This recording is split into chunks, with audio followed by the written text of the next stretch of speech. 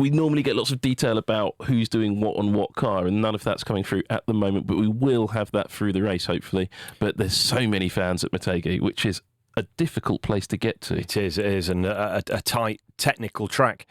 To be honest, I'm surprised that the GT300 qualifying was dominated by the FIA GT3 cars. So we're going to have a fascinating battle in both classes today. And there you go, the MOTEGI GT Grand Final coming up to you on the starting grid. There is the starting grid, and those umbrellas are because it's warm and sunny. Those cars are on the old banking in the background. It's now a car park.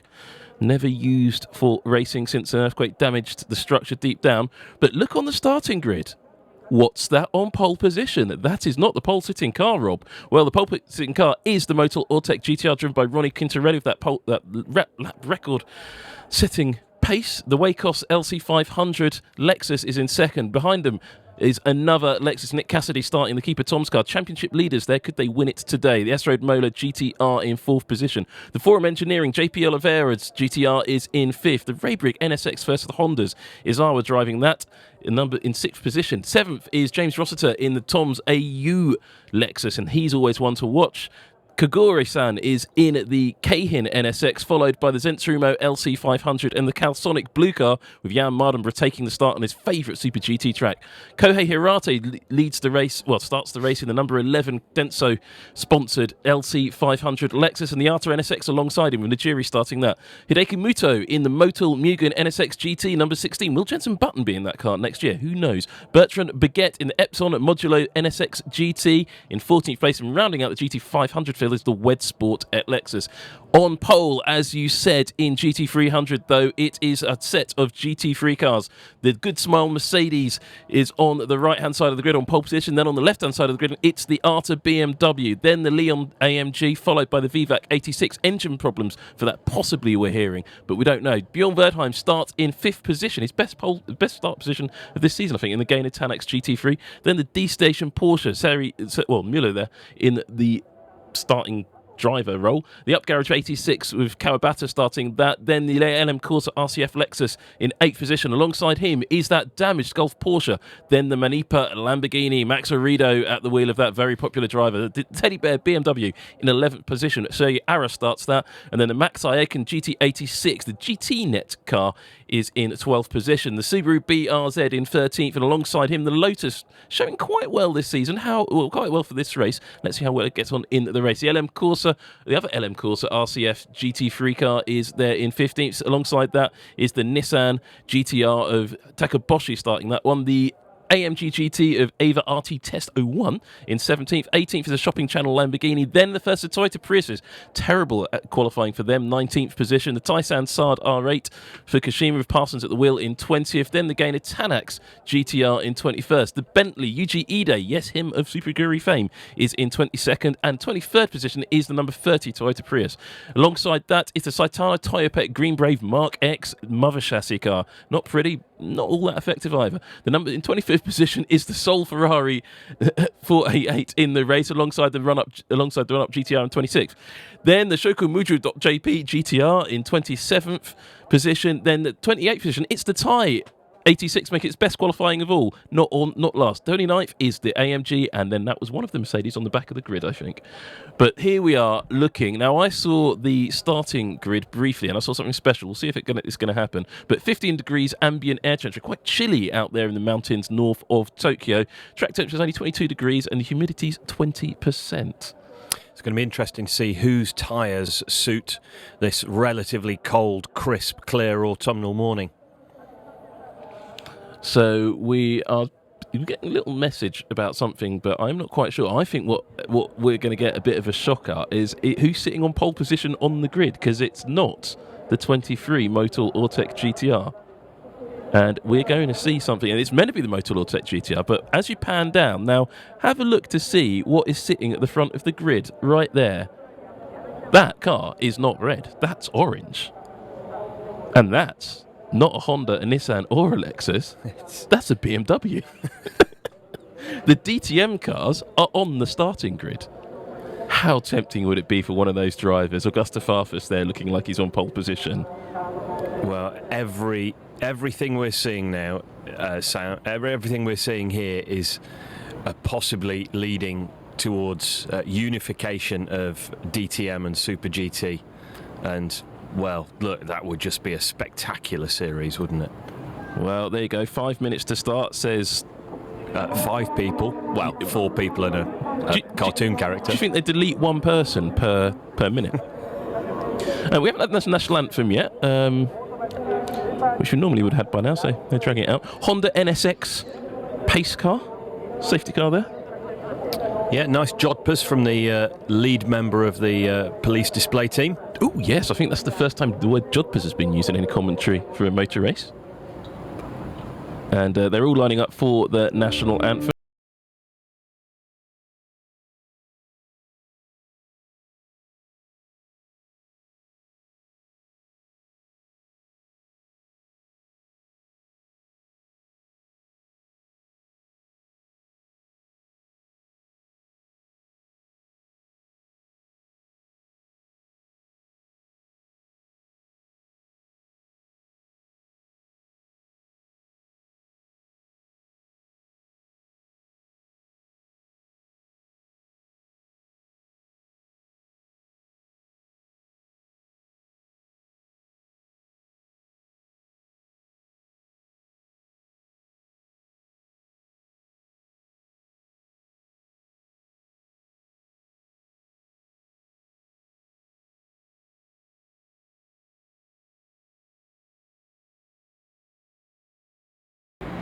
Well, there you go, the Japanese national anthem studiously observed around between Ring Motegi. But this race isn't just about who's going to win. There are championships at stake. And there you go. Look how tight those points are at the top. The number 23 Nissan GT-R, Sugo Matsuda, played themselves into contention. There's a GT300 points table, and that's the number 4 Good Smile racing car at the top of that. The championships will be decided today, and there are a baffling number of championship permutations, which we're not going to rattle through all of. But what I will say is Hirakawa and Cassidy will clinch the GT500 championship if they win the race or finish second, regardless of everybody else.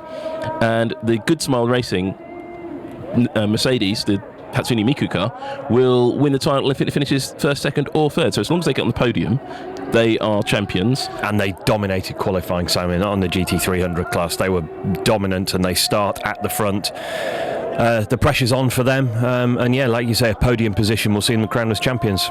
For the Motul Ortec GT-R to win the championship, it has to finish in the top 4. As does, in fact, the Yoshima Caldarelli Lexus has to finish in the top 4. But that is very much dependent on where other cars finish as well. So through the race, we'll keep you updated on how those permutations are playing out. James Rossiter also has a long shot at winning the championship as well. He has to win the race to win the championship in the Tom's AU Lexus LC 500. And the gloves are very much off. Remember, 250 kilometres is our race duration today, so an out-and-out sprint race. And in terms of success ballast, all the success ballast has been removed. That's a striking red jacket, isn't it? It's orange. That's Mr. Orange Jacket. It's a full season orange jacket, and he's saying, well done everybody for making it through the season. Just more one race to go, and it's in Motegi. It's the grand final. Good luck. Thank you. And that is Mr. Orange Jacket. He works at Autobacks, which is they're like hyper Halfords. And if you don't know what a Halfords is, it's kind of like a mega napper. And if you don't know what a napper is, I really can't make any other explanation. But there you go. Look at the 3 DTM cars lined up across the grid. There she is. Only one girl left now. 1 minute to go before they roll out. Now, God, do you not want those DTM cars just to stick out and just have a couple of laps in the race, you know? It's got to be tempting. So from left to right, as you look at the screen, folks, you've got the Mercedes, you've then got the Audi in the middle, and the M Sport badge gives away the BMW there as we look at the grid on the right-hand side. The police outriders doing their traditional job to lead the cars around before then I'm guessing the DTM cars will peel off and the safety car will lead them around for the green flag lap before the start. It's quite rightly been pointed out to me, the orange car is, of course, the Mercedes. You can see that now. Augusta Farfus is in the white.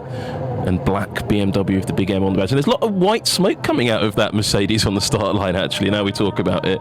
The normally aspirated 4-litre V8 engines in the DTM cars, the 2-litre turbocharged engines in the GT500 cars. They sound incredibly different, so hopefully on this lap we'll be able to hear the cars and they have the microphones in the right position once these cars get going.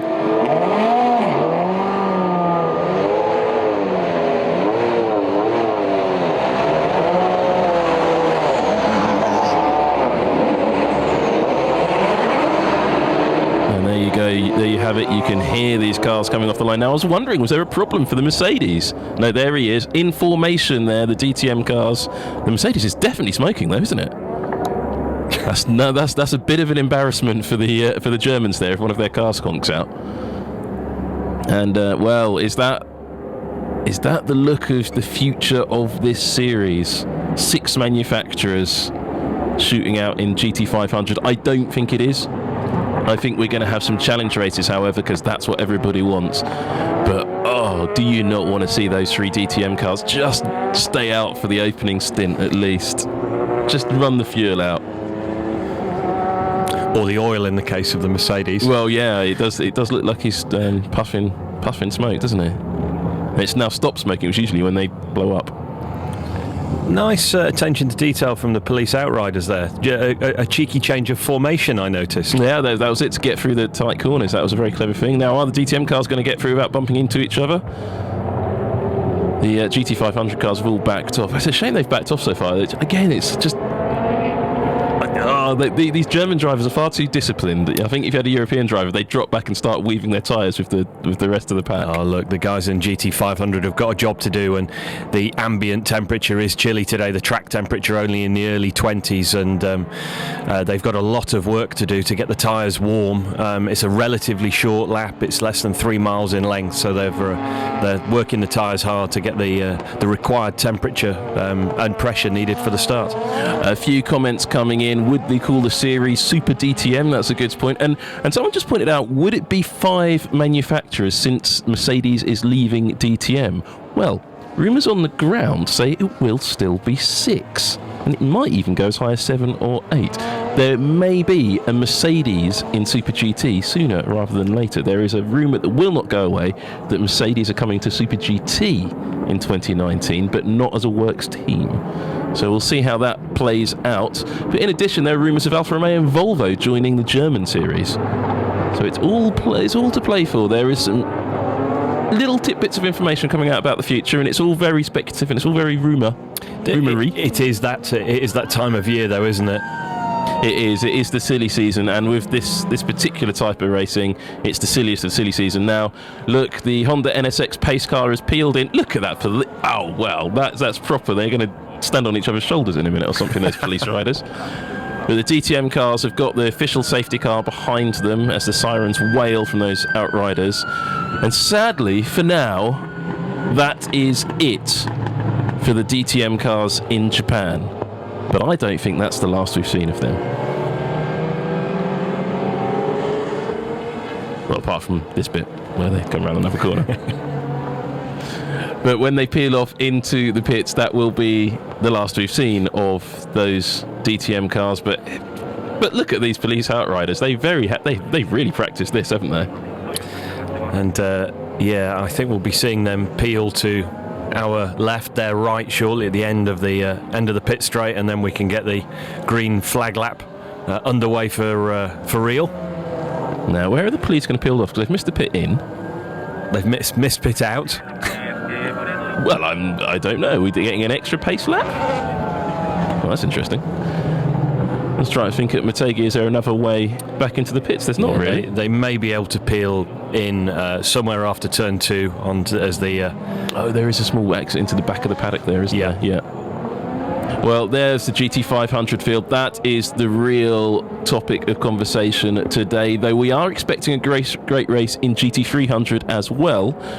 This is Jan Mardenborough's favourite Super GT track. Of all the tracks we go to in Super GT, Jan Mardenborough picks this one as his favourite. I personally don't understand that. No, it's a strange one because it's not a track that drivers conventionally love. It's dominated by relatively conventional corners in terms of just 90-degree corners and hairpin corners. There's not a huge elevation change here either. But no, Jan loves it and speaks highly of it, and it'll be interesting to see how he gets on today. He's obviously the starting driver in his car, and I'm just very pleased we've got a lovely mixture of manufacturers at the front of the GT500 field, because I feared that it was going to be a Lexus dominated race as the fuel flow was released and the success ballast came off. I really thought that they would have the pace of the field, but I was blown away by the news of the Nissan's pace in qualifying. That was a breath of fresh air, and it set us up here for a fabulous season finale. Well, a key point about GT500 is that the cars are, for most of the season, have a success ballast system which is split between fuel flow limitations and success ballast itself. Here, the final race at Motegi, that's all deleted. There is no success ballast. The fuel flow is set to the maximum. All these cars are in the fastest trim they can possibly be, and everybody expects it to be a Lexus-dominated race. Why is it not? The Michelin tyre engineers, the Nissan engineers are all looking around going, well, why are the Lexus cars slow? Well, there's one that's particularly slow. It's no, it's not James Rossiter's car. It is Nick Cassidy there, putting a big gap there to the Wacos car. Yeah, just catching up, allowing himself a bit of space so he can push hard to get some heat in the brakes. Heating up the brakes will heat up the rim and in turn put temperature and pressure into the tyre as well. So just leaving a gap. That's the front of the GT300 field, and Mercedes, BMW Mercedes there. And GT300 is the secondary class of Super GT, split between three distinctly separate types of car racing that field. The FI GT3 cars, which you're all familiar with by now. The carbon fibre monocoque V8 engined mother chassis cars, the Lotus, the Toyota 86s, and of course the Mark X, which is distinctive to say the least. And then there are the JAF GT300 cars, which are modified production cars of a pair of Toyota Priuses, Prii perhaps, both hybrids but slightly different, and they're powered by LMP1 engines, which is certainly an interesting car to see, and they're brilliant to look at. And then the Subaru BRZ, which is powered by a WRC derived flat 4 boxer engine, which is also quite wonderful to see and hear. You'll see those coming up in the race, but we're coming towards the start of the race. Here the cars come then through the final two turns, turn 13, turn 14. Coming onto the starting grid now. And the lights are on for the start, and now it's green and we are racing. You watch GT500 and I'll watch these big problems though for the Wacos car. Already damaged, and it's already happened. When did that happen? There's damage on the 23. The race leader has got big damage. They hit each other. I thought they touched through turn 13, but I was like, no, they can't have done. But they did as they came through 13 and 14. The first two cars on the grid as they formed up touched each other. Mardenborough down the inside there. He's moving up a place already. Well, we haven't seen the GT300 start because there's such drama in GT500, but that's it. That's going to be the end of the championship. And well, for the number 23 car, certainly. Well, here comes the GT300 start. They've big gap between them, and the less drama off the start line there as Hatsune Miku makes an easy run into the right-hander. As the rest of the field go around, do they all get through cleanly? They certainly do. The driving standards very high here in Super GT, but look at the cars moving around to try and block each other's position, and they're nearly wheel to wheel halfway through the field with those Mercedes and the GT3 cars all battling, and there is contact going into that hairpin. I didn't see who it was. I think it was the Leon car, or perhaps the Gainer car. No, it was the Gainer car of Bjorn Verdheim. I'm watching the GT500 battle here on the left-hand side of the screen, and the rear diffuser on the 23, the red car there, is shedding carbon left, right and centre. How are these two cars holding onto their positions with this much damage? It could be a big piece of the rear crash structure came away as he came. You can hear it. You could hear it going into that corner there, Rob. You can hear him scraping along the track. That's obviously where our microphone's positioned. So coming round to complete lap one, and what a first lap that was. The Nissan still seems to be pushing ahead at the start of the field, but yeah, contact before the start of the race, and the splitter on the Lexus touching there on the right front corner. Well, let's have a look at this replay. Now, what happened? Turning in... Oh, and just... Well, I'm not... So a big break from the 23 car. Getting his tyres warmed up. Here, bang! Oh! Big contact there as they came into the last corner. Well, that's going to lead to some conversations, isn't it? One thing that has happened, it looks like the carbon that was running on the Michelin tyre of the 23 race-leading Nissan has now come away, and we're not seeing any more tyre smoke from that car. So, you know, Sam, I think he might have got away with it. And with the championship being up for grabs, this is huge. Well, let's remember that number 23 car needs to win the race.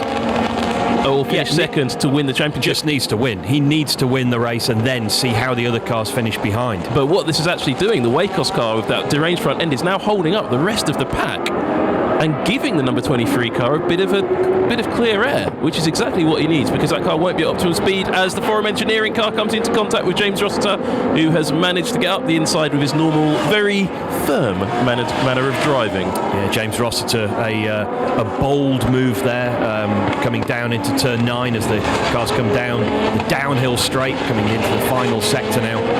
Underneath the old banking. And more contact there between those two cars. Running wide into the gravel. And that nearly allowed the Zensarumo car to get on the Forum Engineering case. I think it's JP Oliveira starting that car.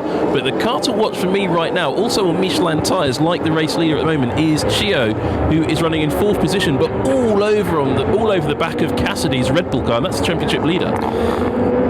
Andrea Caldarelli, though, in 2nd in GT500, as you say, Sam, is really backing the field up. But the Hatsune Miku Good Smile car making a relatively clean escape at the front of GT300 now. And remember, if this number 4 car wins the race or even just gets on the podium, they win the championship in GT300. Long way to go yet. Driver changes, refueling, and plenty more drama. But in the first 3 laps, we've had some action, haven't we? Oh, absolutely, absolutely.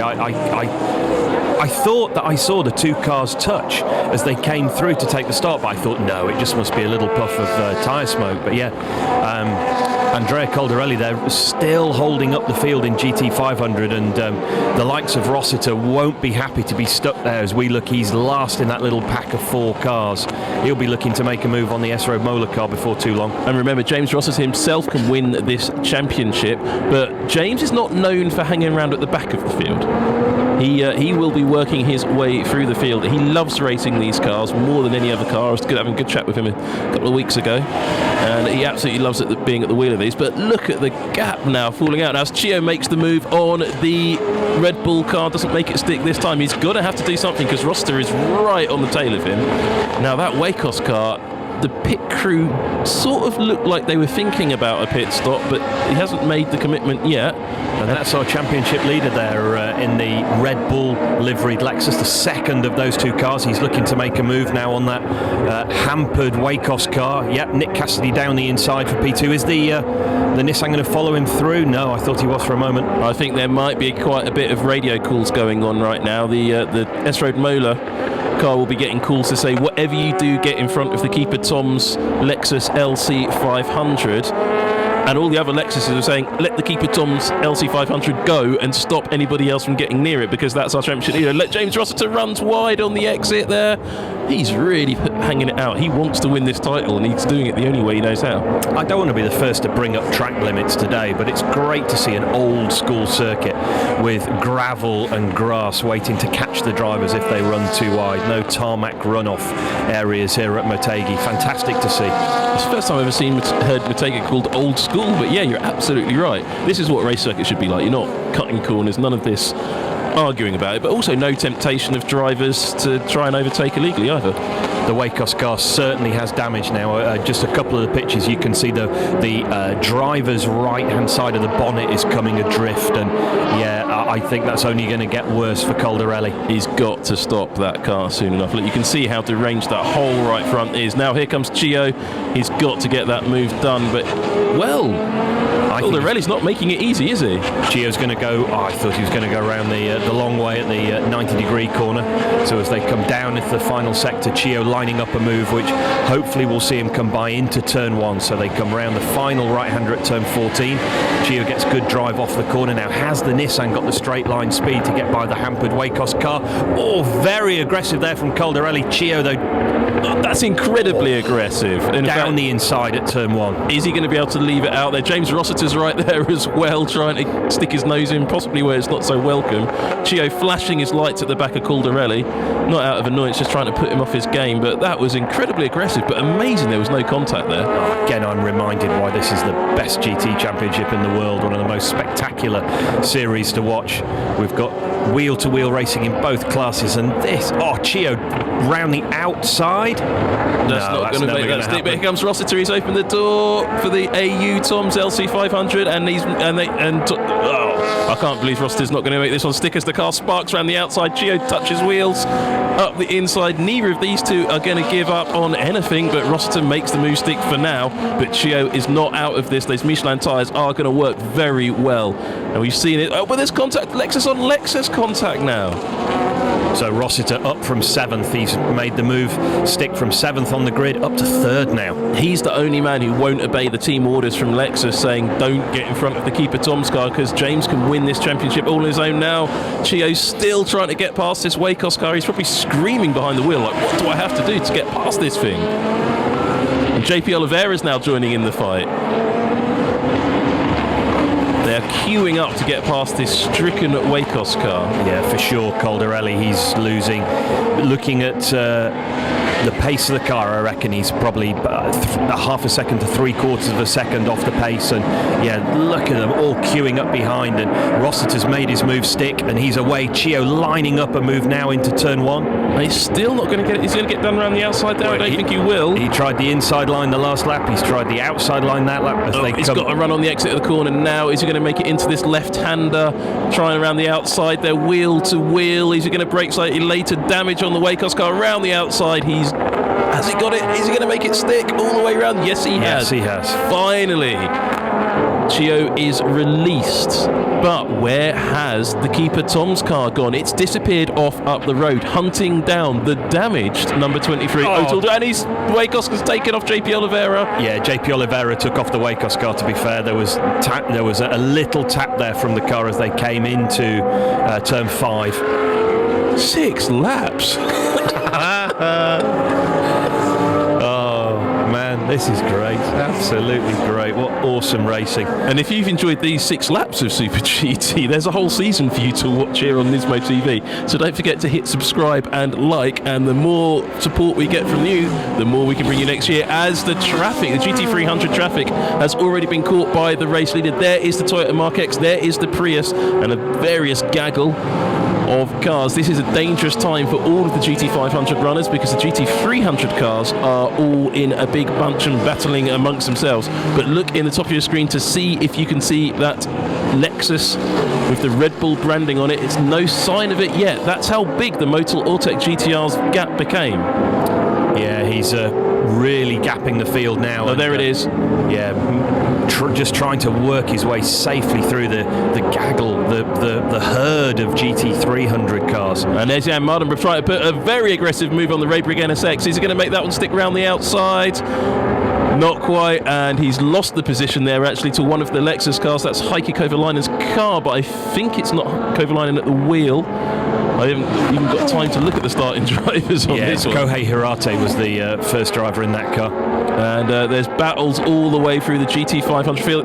If you think you haven't seen that black, we didn't even talk about it at the start of the race actually, if you think you haven't seen that black Honda NSX, it's just been repainted.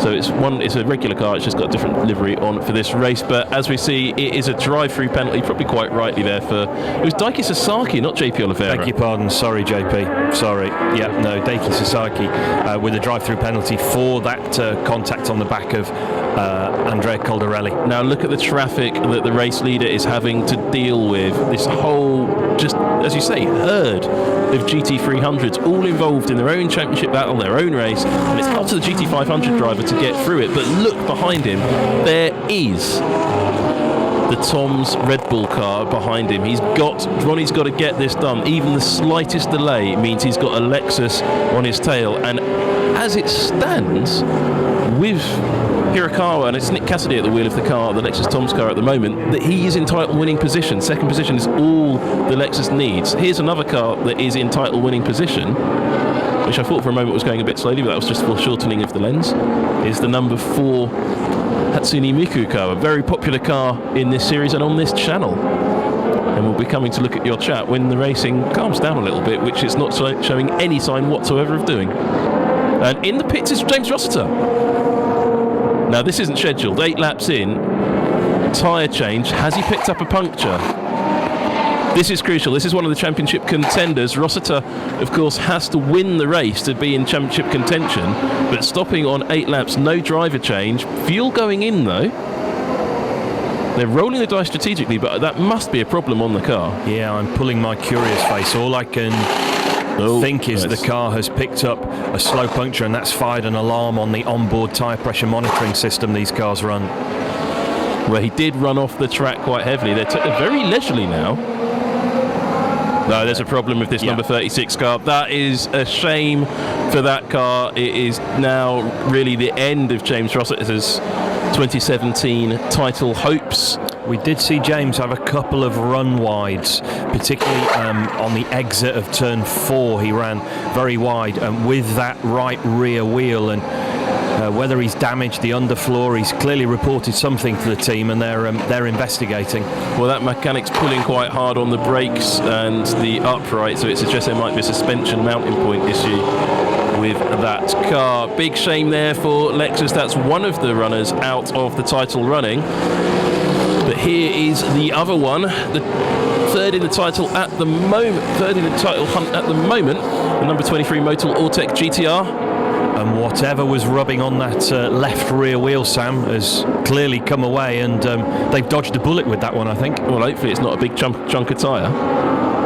No. So looking at the Hatsune Miku Mercedes, well, having all its own way, actually. That's the top 3 in GT300 on your screen. There in second position is the R to BMW, followed by the GT86, and there is the following battle. Bjorn Wertheim up to 4th position there, with the GT500 leaders working their way through that front of the pack, and then they'll be released for a little while into clean air until they get onto the back of the train again. It's like playing Snake, really, an old Nokia game.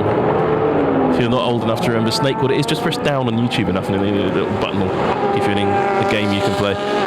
But looking at the comments, everybody is talking about reliability fine. Fresh F83 is saying it.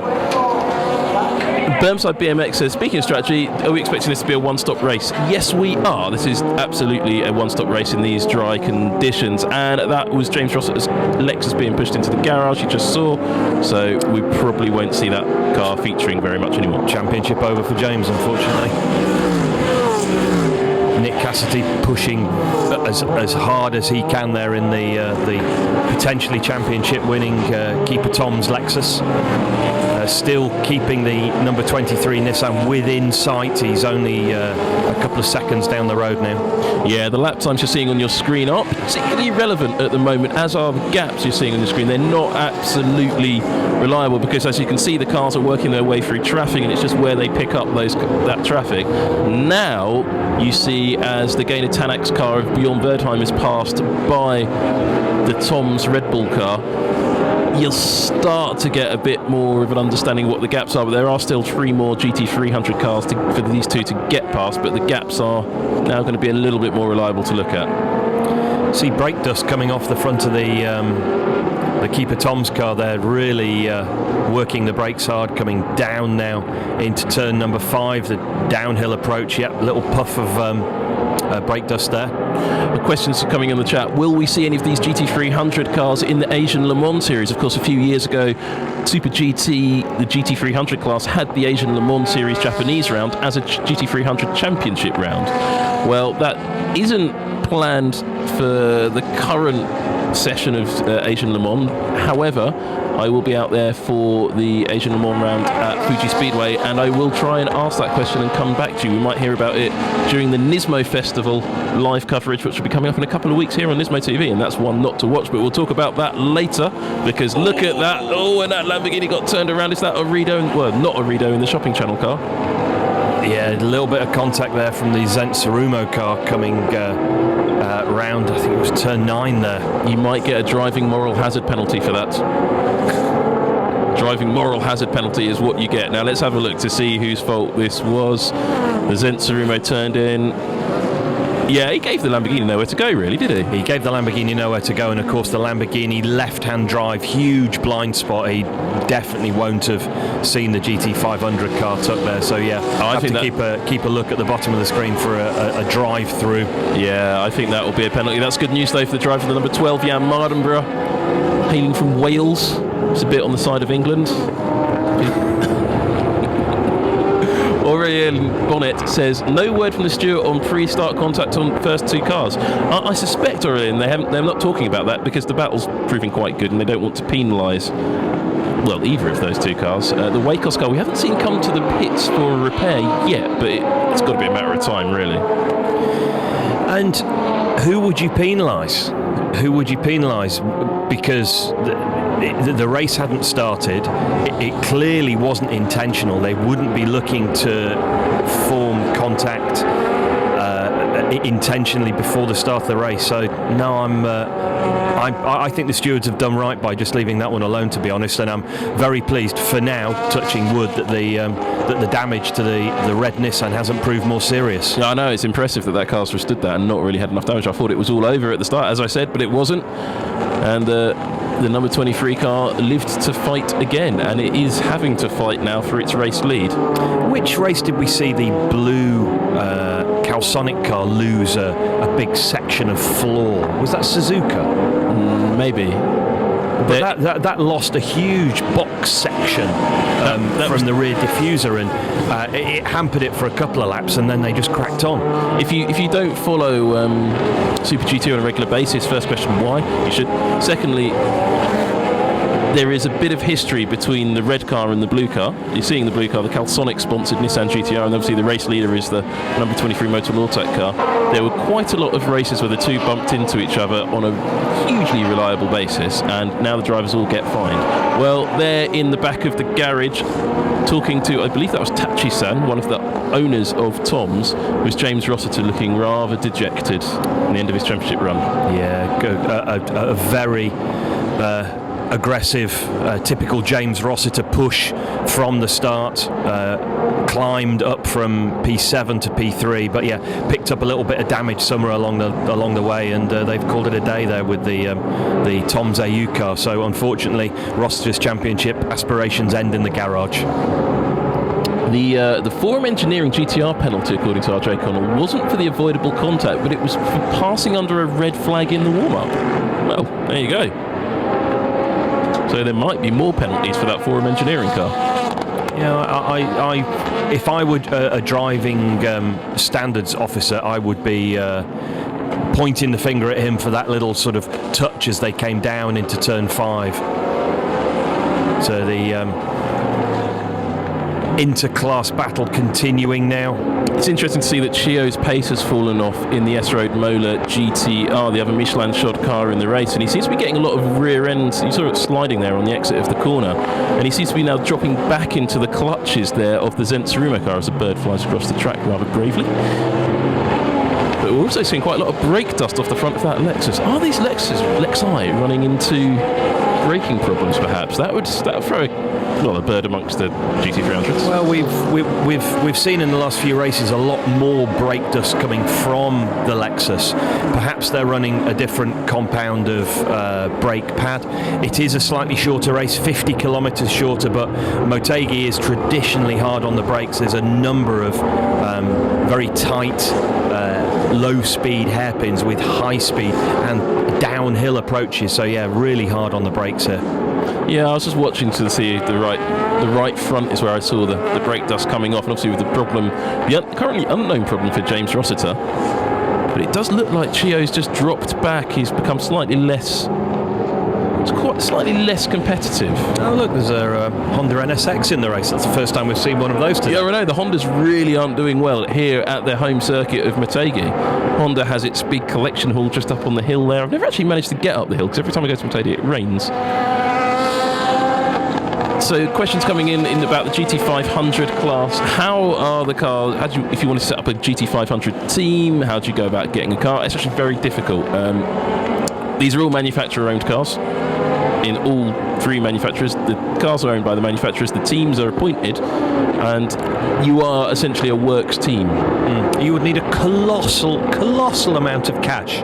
Like more cash than you could possibly dream of, and then a meeting with the man that owns Nissan. That would be the way to start. Yep. Or Toyota or Honda. Nissan is probably the best bet you'd have if you wanted to start a new GT500 team, because Nissan is the team with the fewest GT500 cars, and they'll be the ones to operate. And well, the TTM drivers sitting there in their overalls, I reckon Loic Duval, they're sitting, I just think he's probably thinking, oh, I want to have a go. And rightly so. You know, he's missing a fabulous event. So I can't believe, looking at the screen here, we've only got 14 laps under our belt. 14, a lively 14 race, down of our 53 race duration. Well, that's quite interesting. We just saw on the screen briefly what the gaps are lap by lap between the first two cars in the field, and the gap is getting bigger, not smaller. So that Tom's Red Bull Lexus is not catching the number 23 Motorlortec GT-R, which is a surprise because the red car has got damage on it, quite significant damage on the rear end. Bits fell off it. And again, I'm drawn to just looking at tyres. The race leader on Michelin's, the Keeper Toms on Bridgestones. Who's got the better tyre over a longer duration? Clearly, Michelin came here with something extraordinary for qualifying. Have they brought a good race tyre as well? Well, let's see as the race unfolds. We're still quite a long way off where we would expect our pit stop window to open. Looking at the GT300 field, question came in. Let's see who it was from actually. It was from P4 Protagonists. I'm not reading out the second bit. Not enough time in the day. Yuta Asashina GTC asks, when will the ARTA team get a new JAF GT car? Now, JAF GT is the rule set in GT300, which isn't the cars you can see in front of you, the GT3 cars. It's the ones where you can basically base a car on something that you've made up, such as the Arta Guerrilla, which they had before. No such plans. Rumour is that they may well be running a GT3 Honda next year, but they seem to be keen to stay with the BMW as well. Well, round the outside, or trying to make that move for fourth position in GT300, is the D-Station Porsche of Müller, trying to go round the outside of Bjorn Verdheim in the Gainer Tanak's Mercedes, and that battle's been going on for quite a long time.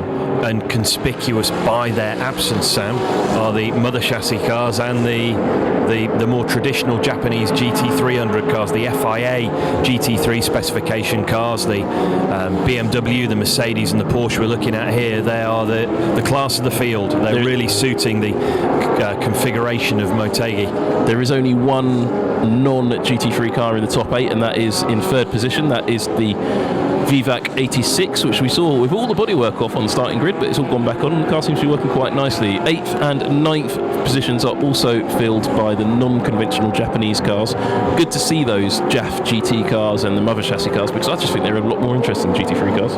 Yeah, they're a fantastic car. They're about 450 horsepower. More like an out-and-out racing car than a modified road vehicle. Their silhouette is unique to the Super GT series. Well, it looks like Chio's found the fast button and is leaving the Zensurumo Lexus behind again. His lap times came screaming down suddenly, and the battle seems to have suddenly ended between the 38 and the 24. And he too is on that Michelin. So yeah, as the race settles down now, perhaps the Bridgestone runners are just finding they're losing a little grip. They're having to slow the car down just that little bit more. They're having to wait before they pick up the throttle. Whereas our race leader and Chio in the S-Road Mola car can continue to push on more aggressively. Battle there for 8th position in GT500. Quite a lot of wobble in the rear wing of that Honda, but rear wings on all of these GT500 cars are identical. It's part of the rules package. They all have identical floors, rear wings, various other parts. The gearbox is actually generally identical. However, one big difference with the Honda, which you can see on screen, is it's mid-engined and it's got bits hanging off it as well. The damping on that Honda doesn't look nice. If you look at the way the back of the car is bouncing in comparison to the Lexus behind, the Denso Lexus there looking a lot more composed, and the mid-engined Honda, bouncing around. That's Heikki Kovalainen. He'll be getting into the Denso LC500. He was looking at his watch saying, is it my go yet? He's probably looking at his heartbeat thinking, I wonder if I've got a mild chest infection. There's quite a lot of damage on quite a few cars now. So we've seen damage on the rear end of that number 8 Honda, which you can see on the screen at the moment, but also looking at the back of, there it is, the number 1, the reigning champions, the Denso Lexus. There's a good chunk of damage on the left rear of that car as well. Yeah, we just saw as the car crested the rise at the top of the downhill straight there, at the left rear of the car. Yeah, there's a little piece of floor flapping, and it shouldn't be losing that much performance, but of course, possibly that's going to interfere with the rear tyre.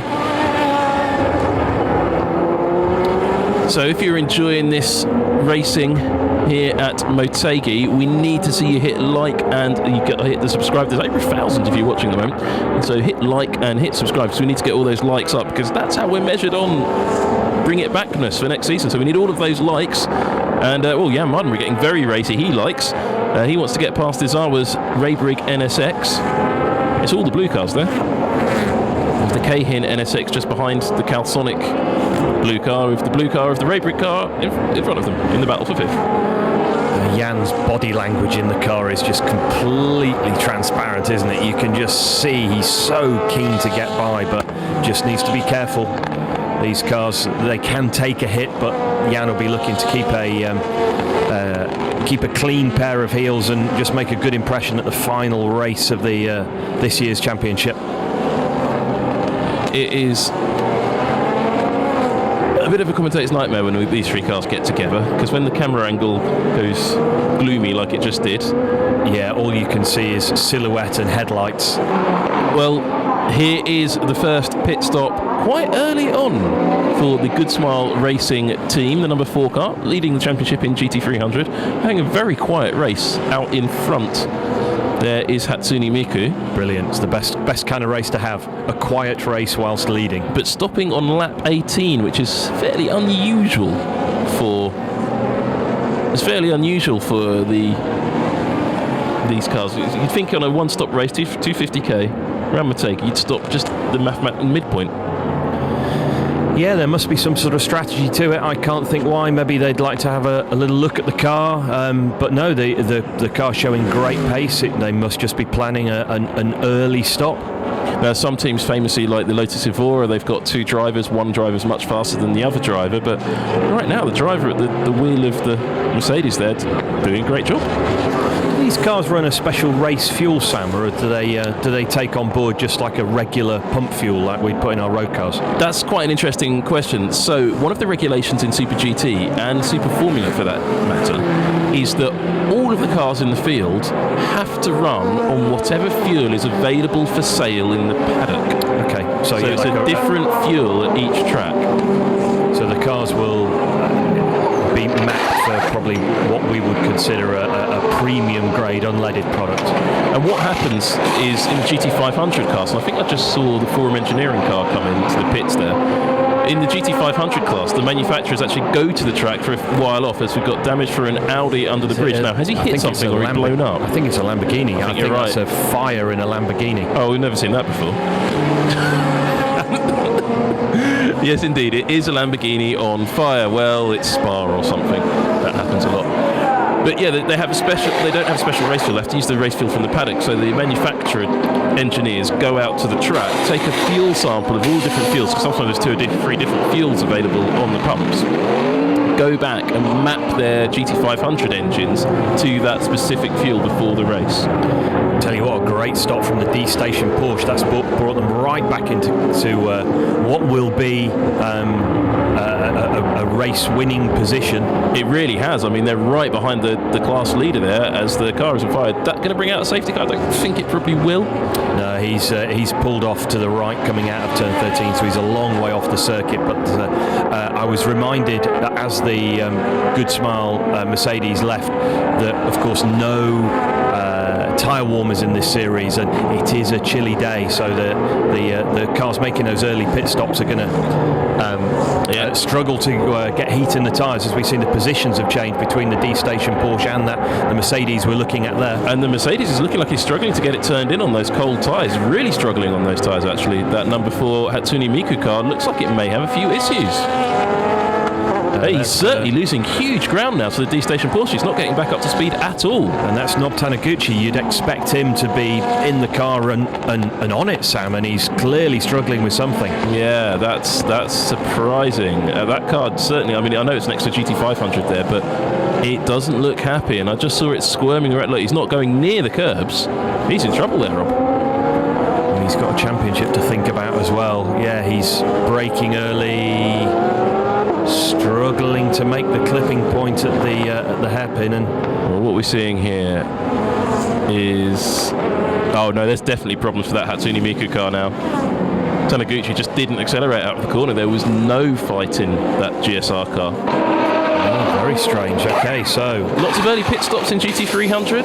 Let's say 5 or 6 laps earlier than expected, as the Leon Mercedes makes a stop, as does the VVAC 86. There's the Golf Porsche. These are all the top runners in the GT300 class. And we'll see how they all filter back in, but this could bring the VVAC car back into contention for the class win, because there is the D station Porsche coming around to catch up, but he's on hot tyres and the VVAC is on cold tyres. Let's see if he can stay out in front. I didn't even see in the background the Mercedes has gone, so no, there he is. So okay, so the Mercedes settling down, but he clearly did have a problem of some description. Perhaps there was something, maybe the seatbelt slipped off his hands device or something that he was sorting out in the car, but he's now up to speed. But the Porsche pushing very, very hard.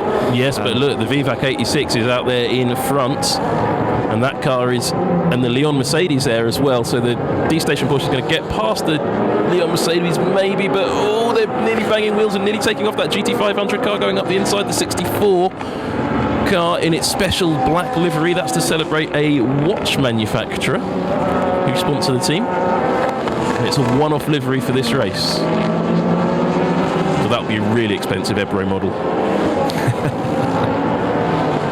I think it's an Epson watch. I think Epson have started making watches is the reason for that. Okay. So maybe it prints as you look at the time. I'm not sure. But the D station Porsche now on the tail of the VVAC 86. And the VVAC 86 now should be coming up to tyre temps and should be able to hold him off. Now, but it looks like a battle for far down the field, because it's 18th and 19th, because there's an awful lot of cars in the GT300 field that haven't pitted, but the D-Station Porsche, well, making quite quick work of the number 25 VVAC 86. Yeah, straight line speed advantage really helped as they came through the final kind of sectors, came through the second speed trap, and maybe that's where these FIA GT3 cars have the advantage this weekend, Sam. Perhaps it's in just a smidgen more straight line speed. Yeah, I mean, there is a balance of performance that's conducted in GT300, but rather than like the balance of performance you see in the Blancpain Endurance Series in Europe, I mean, it's actually done by the same man. Claude Simont does the balance of performance in Blancpain Endurance, also does the balance of performance in GT300. He's having to balance 3 different types of car, and one of those types of cars, the JAF GT300s, have open engineering, so the cars have different bodywork from race to race. Interesting fact on the screen between the D-Station Porsche and the Hatsune Miku AMG, looking at the time they spent in the pit lane and the pace of the outlap. Nob Taniguchi clearly had a problem on the outlap that's now gone away. The body language of the car is more settled. He's back fully up to speed, but he lost a huge amount of time on his outlap. I was briefly trying to work out the situation in terms of championship finish and who is where and what all of this pans out as, but then it just ended up being looking at a train timetable. And yeah, you're on your own there. I'm going to leave that to RJ O'Connell, as more to the point, the championship leader, the number 37 car of Nick Cassidy, comes in, and the Kiwi hops out and hands over to his Japanese teammate Ryo Hirakawa to bring it home. Quite early stops, as I say, and at the moment things are looking very peachy for the Keeper Toms. Yeah, that car looks really, really nice. Nick Cassidy looking on. Fuel going in at the moment, so they can't touch the car. They can assist with the driver, but they can't touch the car. The D-Station Porsche's got a problem, has it? Yes, it has. It's because it's right front is low. I think it's got a puncture, Sam. Yeah, right front's down. So that's bad news for the D-Station Porsche. So good news for the VVAC 86. There is the VVAC 86. We saw him run wide at turn 4 a moment ago, and it was the right-hand side of the car that he dropped off the side of the track. So yeah, unfortunately, he's picked up a puncture as we see the championship-leading Lexus rejoining. Yeah, and I think the situation with that is that the Hatsune Miku car is definitely still in championship contention now. Probably. Yes. Definitely, probably. Yeah, RJ O'Connell on Super GT World posted a very good championship permutations table, and it's quite long, but it's worth looking at and try and working out where all these GT300 cars particularly going to stack up. In GT500, however, it is looking like a good day for the 37 Red Bull Toms car. We haven't seen the GT500 leader for a while. The number 23 has disappeared off into the distance. Yeah, no news is good news normally, isn't it? It's just carefully ticking off the laps, making his way carefully through the traffic, and I'd be expecting them to make a stop before too long, to be honest. I would normally expect them to see them sort of match the strategy of the Keeper Toms car, and so they can keep an eye on the gap. Or would they look to flip it and do something completely different to try and mix things up? Who knows? We'll find out. Stay tuned here on Nismo TV. If you're enjoying this brilliant Super GT battle at Motegi, it's the season finale. It's not the end of live racing here on Nismo TV. We do have one more GT500 versus GT300 versus GT4 versus some other stuff race coming up in a couple of weeks from Fuji Speedway. It's Nismo Festival. Stay tuned, hit like and subscribe for that one. It is not to be missed because there's some really special content coming up over the winter and into the new season from Nismo Festival. We'll be heading out there to Japan in not too long. First time we've seen the Bentley running in GT300. The car's in 15th, 16th, 17th, coming up to put a lap on him as we see the Ray Brigg NSX. Now, new GT500 cars leave the pits. Sorry, a new Bentley launched a couple of days ago. Yeah, mean-looking GT300 car. Absolutely awesome. Will we see that here in Japan? What we will be seeing, it looks like, is some of the NSX GT3s coming and racing here. But here, looking at the GT3, two GT3s chasing a mother chassis car with a Bentley in front of them, is the championship leader Hatsune Miku, the Leon AMG, identical car, though one of those cars I believe has the endurance headlights and one of them has the sprint race headlights.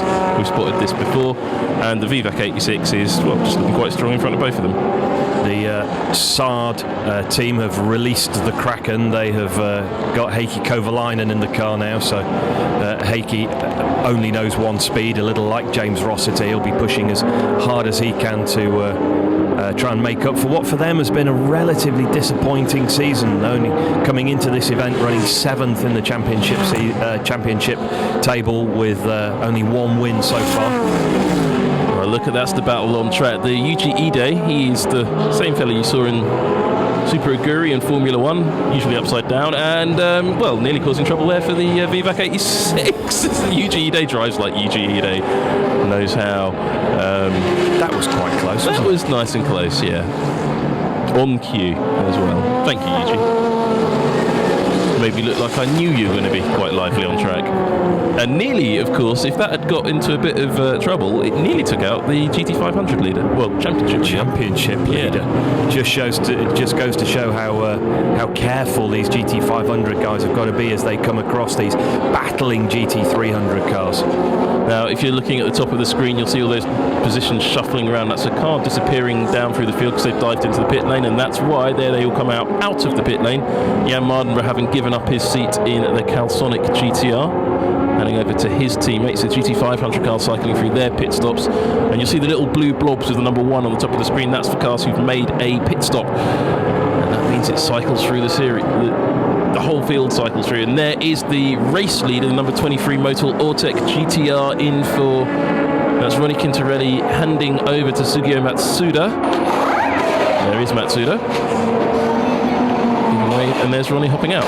Interesting to see the scrutineers. They're taking a really good look at the back of the car to make sure that there's no bodywork still catching the tyres. As the fuel goes in, the drivers are allowed to change and the driver assistants are allowed to help them, but no wheel changing can take place. So as soon as the fuel man pulls out, then we'll see the front tyres get changed on the Motul car. Now, did you spot? I wasn't paying attention. I'm just going to have a quick look at the real-time replay.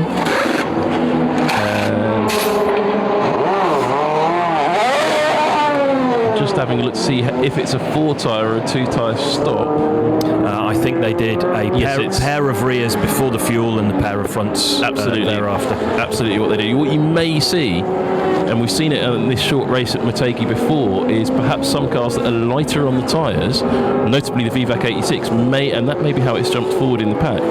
They don't always change their tyres at the pit stop. Yeah, with only 250 kilometres race duration, it is possible for a car that is light on its tyres to do the whole race on just a single set. Callum McLachlan has asked me, do I think I'm going to commentate on Nismo TV next year? Well, that's my plan. As long as enough people click like and subscribe, then hopefully Sam and I will be returning. Yeah, and exactly. Our mortgages will continue to be paid. Yeah. That's absolutely it. Super GT will be on screen somewhere next year, and hopefully here on Nismo TV. I believe that is the plan. I haven't heard anything different. So more likes, more subscribes, make it more guaranteed. And the Keeper Tom's car there is still 3 seconds behind, and somebody's been off somewhere, and it looks like there's the OU car's reappeared from the pit. Forgotten this. So obviously they fixed whatever was wrong with that Lexus, but he's miles down the field, but just causing some hassle for a Honda in the blue car. I thought that was a replay of James Rossiter rejoining earlier when he ran wide out of turn 4, but no, the big puff of dust in the background, and Heikki Kovalainen there pushing hard in the Denso sponsored car. Tom Anderson says he's down for more of this in 2018. Aren't we all? This is great. And let's have a replay of what went on. Well, there was wheel to wheel. The Forum Engineering car gets hit there. Almost hit by the Denso. Oh, he was Chelsea. Just carefully manoeuvred out of the way by Kovalainen.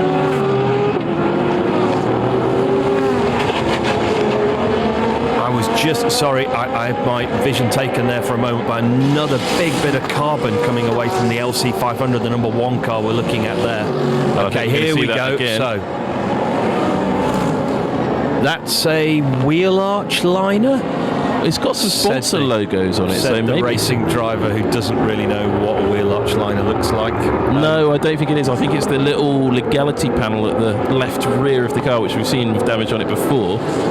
Well, Heikki Kovalainen is giving a very good view of that to the Calsonic GT-R at the moment. But yeah, that car had damage on it earlier on. Well, look at that pack of GT300s. They've been playing together like that for a while, haven't they? And it's so frustrating from a driver's perspective to be in that heated battle. You're just waiting. If you don't have the performance to overtake, you're simply waiting for a driver to make a mistake or waiting for him to gamble in traffic. And if he goes one way, you simply go the other. It's a very frustrating and quite a stressful environment to be in. It's Matsui and Gamu, Matsui at the wheel of the VVAC 86 and Gamu in the Leon Mercedes. Now, we've seen these two having at it before in this exact order earlier in this season. It was exactly it was a similar situation like this. The battle just went on for ages and ages and ages until the tyres started to go off, and then it got quite spicy. With Hatsune Miku sitting there just behind them, wondering, should I wait back here and pick up the pieces? Yeah, he just has to avoid the inevitable contact that will possibly happen between these guys if they do trip each other up. Of course, he's got his championship aspirations to think of. Now that bit of Lexus is still left in the middle of the track as the slightly scorched shopping channel Lamborghini is recovered onto the back of a truck in the backdrop there. But these guys are just going to run around together. You may have just had a glimpse in the foreground a couple of times of a green car with yellow parts on. That's a Toyota Mark X. It's a one-off car. It's a mother chassis car. There it is in the top of your screen. It's only on sale in certain places in Japan. The Saitama Toyopet dealership chain is the only place that you can acquire that car from. And it's built with the V8 engine that they all use, and you can just see it in front of this pack of cars at the moment. And it's an interesting, slightly different design. It's not pretty though. I was just going to say it's not the prettiest car in the field. When you look at how lovely the little VVAC 86 look with its beautiful wheel arch extensions, you can see the shape of the GT86 BRZ that car is based upon there as like a silhouette. But what a lovely looking little car, and it's not as pretty as that. And the thing about it, what you always forget, is the Lotus Evora, which we haven't really seen in this race at all, but it is out there somewhere, the Mark X and that VVAC 86, they all run identical chassis. And they all run with the same 4.5 litre V8 normally aspirated engine. Well, there is Chio coming into the pits in the S-Road Mola GT-R. Now, it'll be interesting to see where that car feeds in, because he's putting in some stunning lap times coming up to the pit stop. Here I am. Some good sound of the cars leaving the pits there. The GT500 cars are beautiful sounding machines, and each of them sounds different. The Honda, the Nissan and the Lexus all sound totally different when they're out on track. And when this race is on, if you're down in Motegi town centre, which is a fairly sleepy place at the best of times, you can hear the GT500s on the overrun going into the hairpin. It's just the weirdest, spookiest sound echoing around the mountains. The Audi R8 there on screen for the first time today. It's amazing how some of these cars, because of the quality and quantity of the field, we just don't get to see them. Exactly. We haven't seen the Ferrari 488 today in GT300. And well, it's out there, but it's not been especially competitive. It's only real noteworthy thing it's done is be destroyed in the opening race. Mario Nitta managing to get out of one of the biggest accidents of the season. There is the Lotus, which we hadn't talked about, as the two Hondas work their way through the field. I preferred it when it was white. And now we get to see, coming back through the field, is the S-Road Mola GT-R Satoshi Motoyama at the wheel of the car. Will he be racing next year? Speculation over his future. Still speculation over where Jenson Button is going to feed into Super GT next year. It does seem a done deal that he will be racing in GT500 in 2018. But will it be in a Nissan? Or a Honda. There are stories that say he will, there's stories that say he won't. Or will he be in a Honda? Stories that say he will, stories that say he won't. The rumours aren't decided, and I think we won't find that one out until February. Yeah, it's not going to be one that... there are other controlling factors, Sam, as you know. So Sean Walkinshaw waiting to jump aboard his BMW M6. Still a long shot for the title. Has to win the race to win the title. Doesn't look like that is going to happen, as there's a good battle there between... Well, these two blue Hondas have been going at it all race, and nearly got onto the debris. And then they're going to create some more, aren't they? Very, very close to touching there as they come through this final sector, coming into the last two corners here. There was definitely contact there between them. Yeah. If two Nissan drivers hit each other, they get a fairly hefty fine. I'm not sure. I think the size of the fine was disclosed, but I can't actually remember what it was now. RJ O'Connell will probably know that snap of his fingers from Super GT World. But yeah, these two Hondas don't seem to worry about that, and they are really having at it. Not the best race for Honda, I have to say, here. Of course, at a circuit owned by Honda. It's Yeah, not a brilliant afternoon. Not a brilliant afternoon there for the 61, the Subaru BRZ. So as you managed that, that wasn't the best replay in the world, was it? Then it definitely has something to do with a lock of a brake. Thanks, Mr. TV Director. We'll try that one again, shall we, in a little while, when you've actually found the off. But yeah, the Subaru hasn't had a few of the cars you expect to be quite strong this year. The Subaru, the two Toyotas, Priuses, Prii, haven't been as strong as we perhaps expected this year. Maybe the new balance of performance doesn't favour that type of car. Hard to say, but it's continuing on. Is it like Lexus, one Lexus, many Lexus, one Prius, many Prius? No, Lexi Prii. No. The So Speaks Partridge. Waiting for Scott Brownlee to come and correct us on this, because I know he listens into these.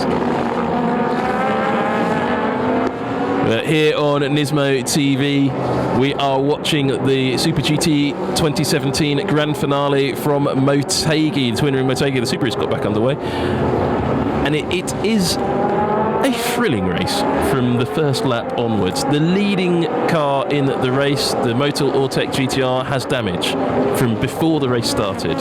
The second place car in the race is the championship leader, but there are suspicions that the Lexus cars may have problems with their brakes. The air temperature is increasing up to it's gone up 5 degrees. Is that going to change the tyre degradation rates? Are the teams uncertain?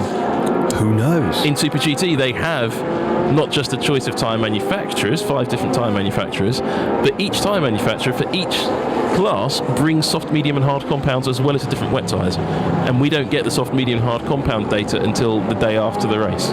So that doesn't help us. And there's no way of telling until the tyre manufacturer tells you. Yuta Asashina GTC, I'm not reading your full name out, it's too long. It says, we need more JAF, GT and mother chassis cars in GT300. I entirely agree. No rumours, unusually this year, of any new mother chassis cars coming for 2018. That doesn't mean there won't be, it just means there aren't any rumours of it yet. But it could be that the mother chassis package have run out of engines to supply, so all of the engines are sold out. But there are plans to build more cars. What they'll be, I don't know. We have heard rumours and suggestions, but if you want to see a mother chassis car, let us know what you think it should be. For sure, the availability of the FIA GT3 machinery is a lot more easy to come across, Sam, if you were a team manager looking to purchase a new GT300 car. The FIA cars are a lot easier to get your hands on, as we see the 61 car that we saw in the gravel at turn 3 making a pit stop, being popped up onto the skates and then wheeled back in.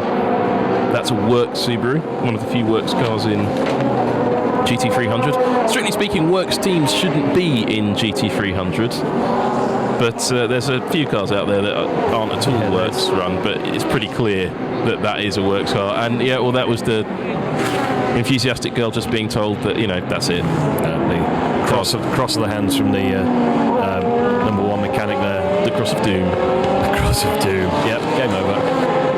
There is our race leader.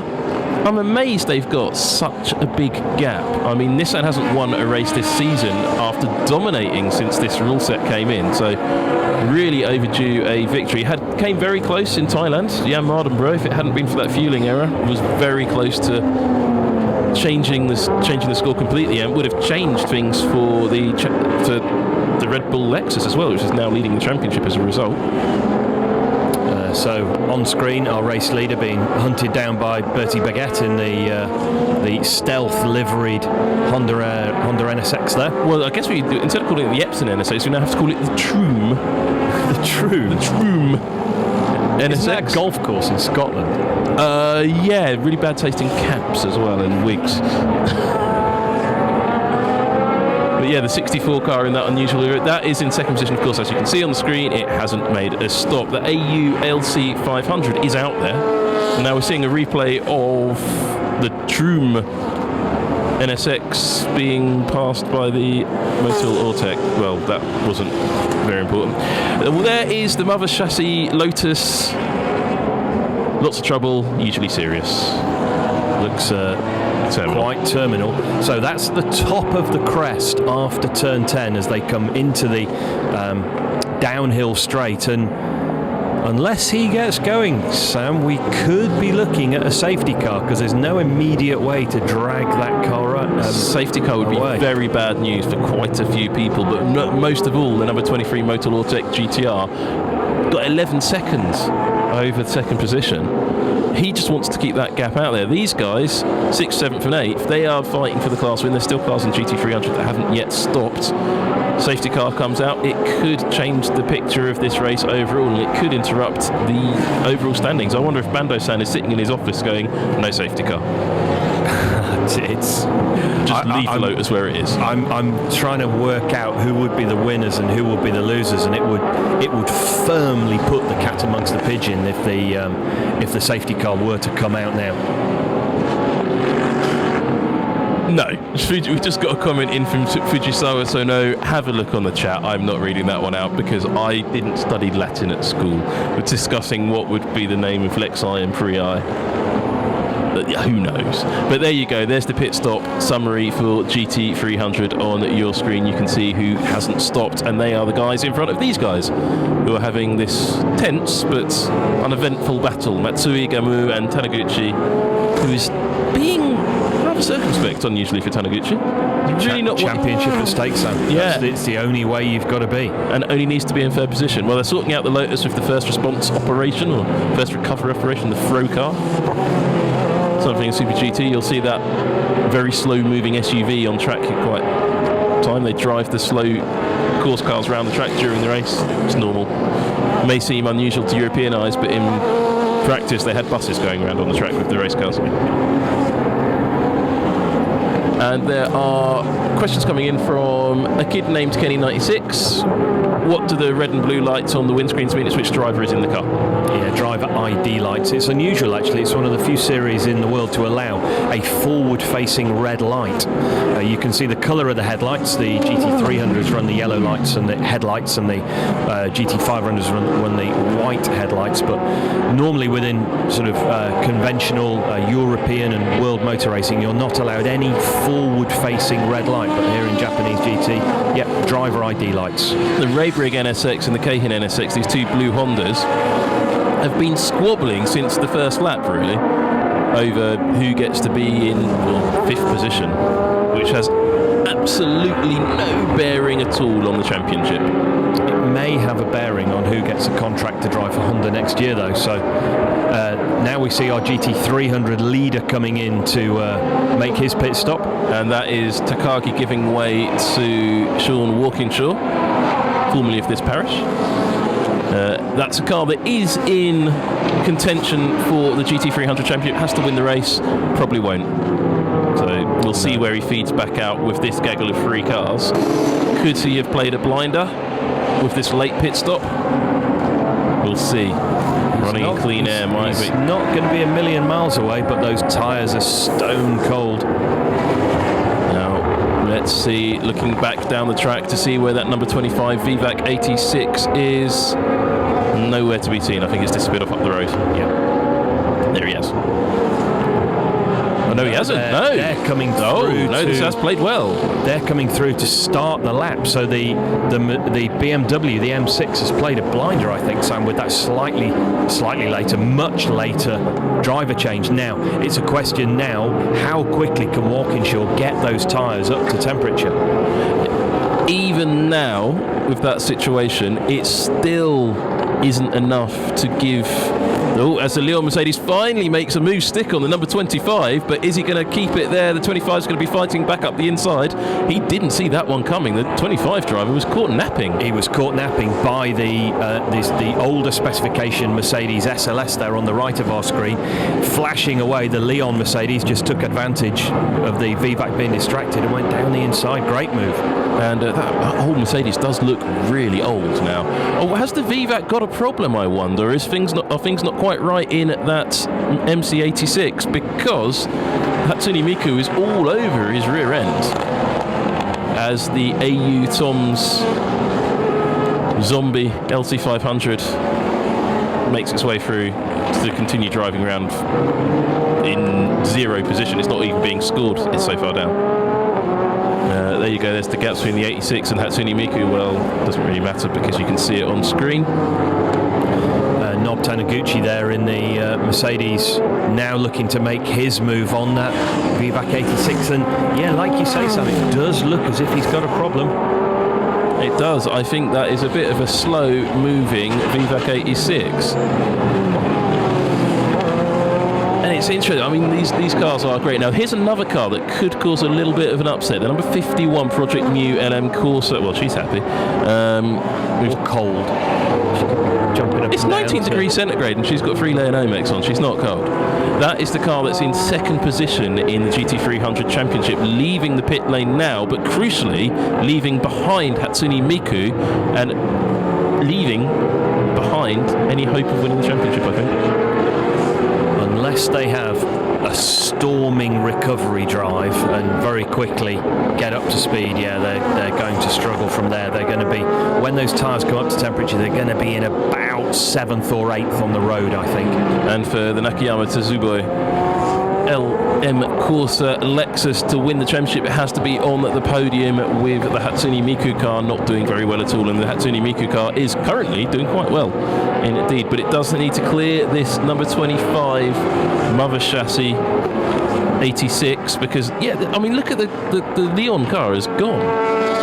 It checked out, disappeared. He's just up the road, and yeah, those Bertrand Baguette's teammates. That is the Troom Epson NSX, as we have to call it.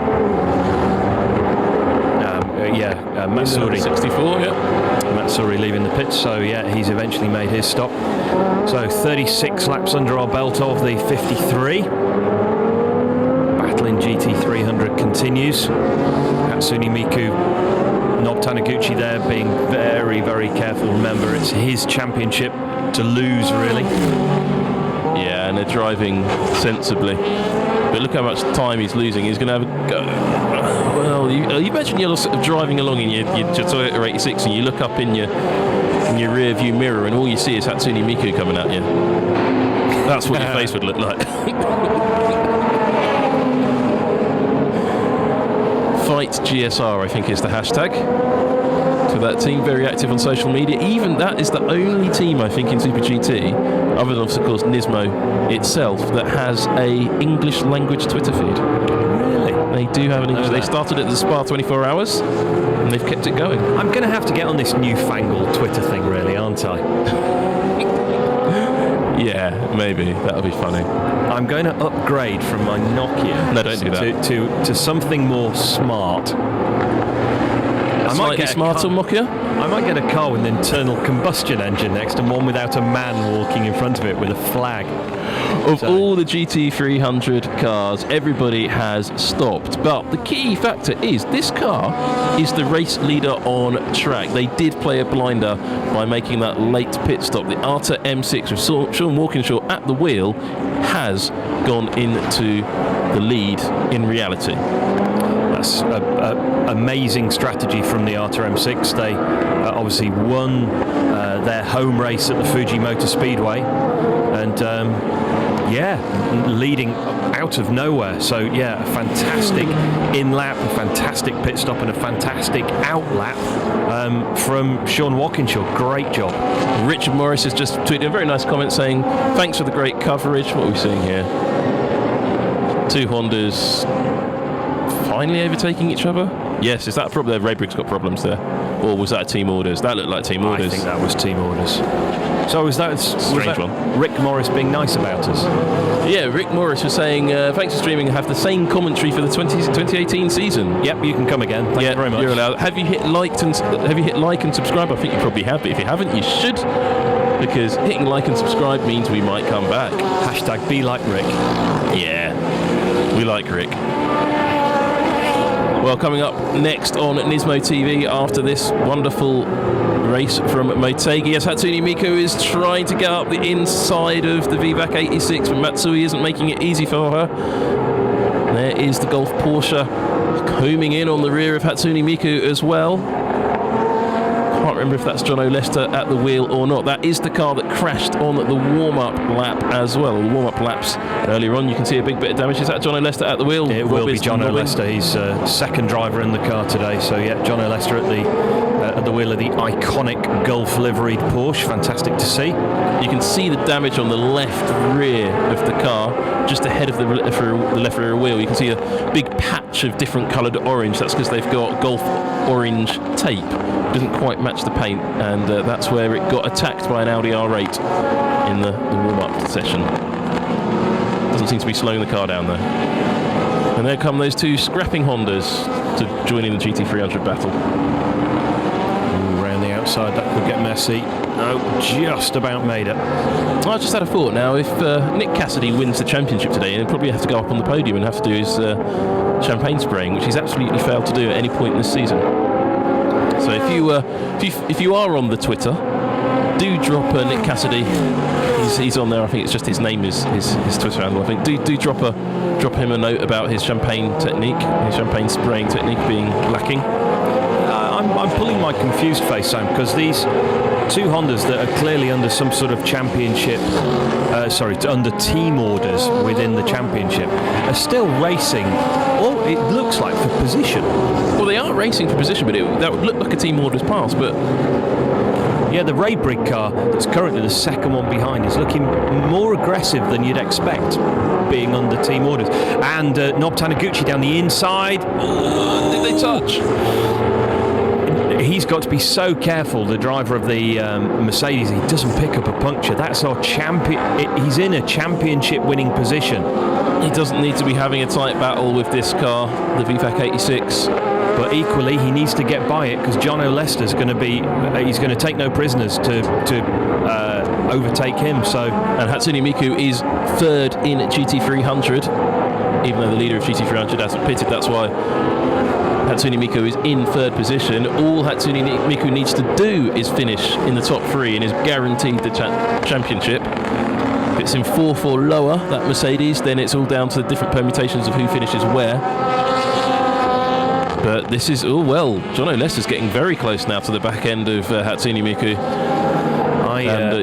And big damage there for the Wed Sport. We haven't really seen the Wed Sport Lexus at all in this race, but he's got big right front damage. Now, how did he acquire that? I think he's hit something, Sam. I think he's definitely hit something with the front of his car. And he's hit two things. He's hit the Prius and the Honda together.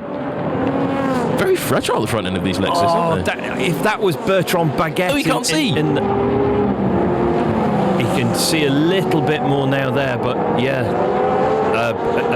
a sandwich there with one of the cars whose driver was called Baguette. There could have been some bread-based joke, but he's obviously sat in the pits, so no, I'm not going to make that one.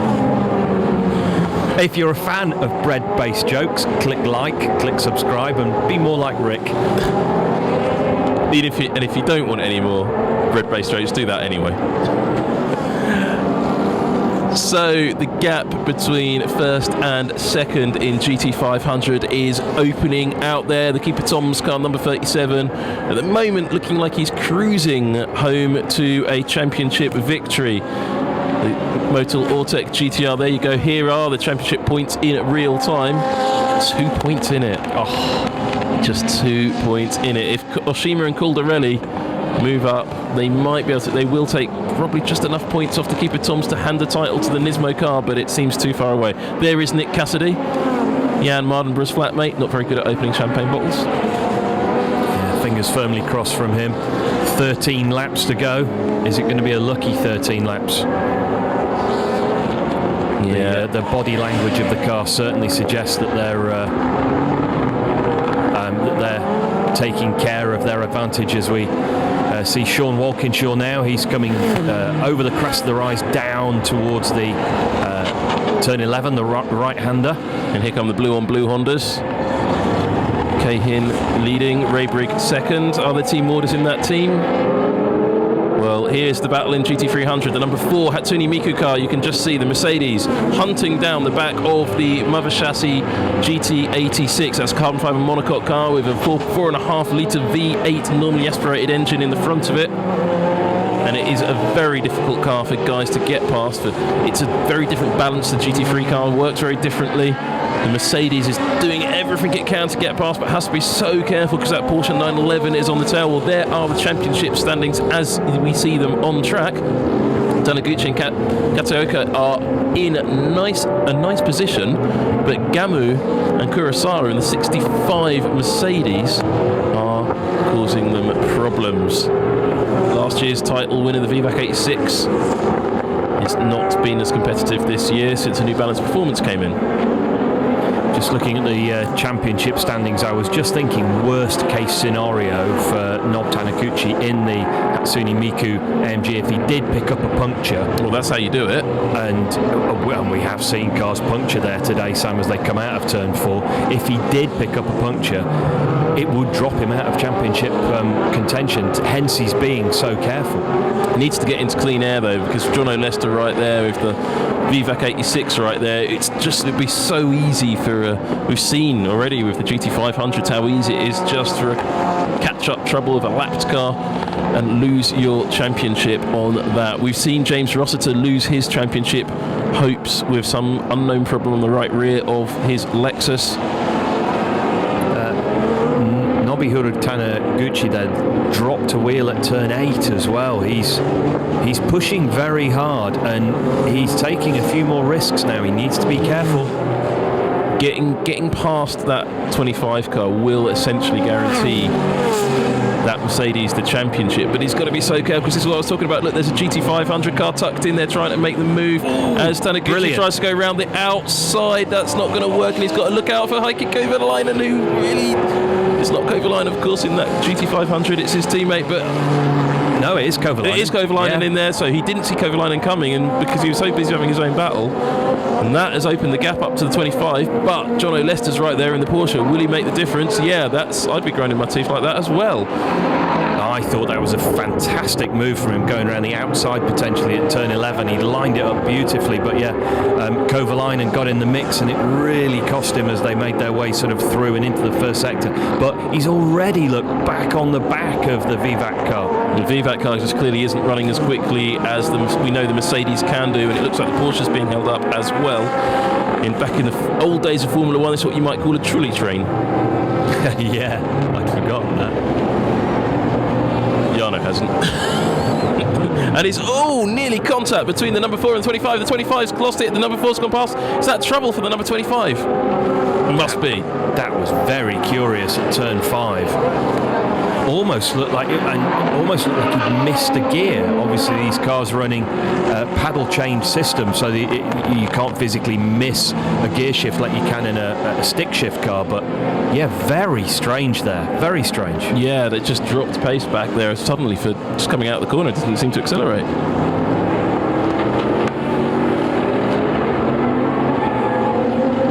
RJ O'Connell sending messages about the championship permutations over to us. There was just some smoke off camera, I'm not sure what that was. If the 37 wins the championship, as it looks like is likely at the moment, they will be the youngest. Cassidy and Hirokawa will be the youngest champions in the history of GT500, which would be quite impressive. So that'll be a 4th title for GT500 title for the Toms team as well. So quite an impressive form for them, but there's still 10 laps to go here at Motegi, and if those final 10 laps are anything like the first 10 laps, who knows who's going to win this. Pressure off now for Taniguchi, and pressure off for Hirokawa here. Look, just clean air behind, clean air in front. He's just going to be ticking off these final 10 laps.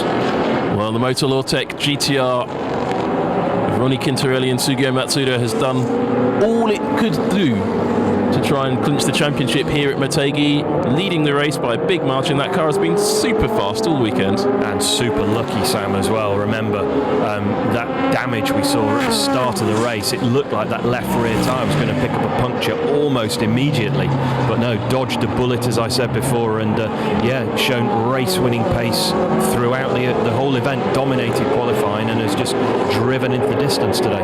But it's still not enough, because that number 37 car of this man, who is looking a little bit nervous, understandably, Nick Cassidy, in line to win a championship in Super GT for the first time, and Red Bull's first Japanese championship, I think, because they missed out in Super Formula when that heavy rain washed out the final round of that championship at Suzuka. Actually, a landslide nearly took out a chunk of the track there in Sector 1. So quite right to cancel that race, but it meant Pierre Gasly missed out on the Super Formula Championship in his Red Bull branded car. So this is Red Bull's next attempt at trying to win a championship in Japan, and it's looking like it's going rather better. Nice consistent lap times from Hirakawa. We saw his body language in the car was one of just backing it off, and the stopwatch suggests the same, and he's now lapping within a tenth of a second, about a second away from what that car's capable of doing. So very much just keeping an eye on the laps to go and taking care of the machinery. Well, it's interesting to see quite a lot of these GT500 cars, Rob, have got damage on them, and there's no damage whatsoever on that number 37 car. It's even clean. It looks like it's just come out of the showroom, so to speak. This car does have damage on. The race leader, number 1 Motul Ortec GTO, and as you see it turn into the corner, you see the whole left rear of the bodywork is missing, the lower edge of the diffuser, but it doesn't seem to be slowing the car down at all. No, missing now for 53 laps. It's or 40. Was it 43? 43, but it will have been missing for 53 because it's missing since before the start of the race, and you can see that whole structure behind the left rear wheel just not there. But the lap times are still very, very competitive. Now, these are the lap times. Interestingly, if the DTM cars were doing 1 minute 44s, they're still 2 seconds off a lap off these cars in race pace. And Matt's so far off in Matsuda's last lap, though. He's dropped into the 45s now for the very first time. So maybe those Michelins are starting to go away. We'll have to keep a gap. Have to keep track of the gap between the Keeper Tom's car now in second and our race leader, because if those Michelins, which were so fast in qualifying and so fast in the first part of the race, are now starting to go away, that could play into the hands of Hirakawa here. That gap was 11.4 seconds between first and second, so a substantial gap, and probably enough to keep the two in the same positions you see. In GT300, things could change rather more. There's third position in GT500. Ishihara in the Zenitsurumo car. We thought that car might get a penalty early in the race, but didn't seem to. I just saw a gaggle of GT300 cars, which our race leader will have just made his way through. So that's the reason for the 1 minute 45 lap time. And there we see the... that was Mintzilla. Mintzilla in the wrong place. Resting in the gravel at turn 10. Well, that was an interesting interlude there from one of the GT300 Nissan GT-R GT3s, the green one, which is called Mintzilla. We hopefully will be seeing the new specification Nissan GT-R GT3 in Super GT next year, but no announcements of that expected till February.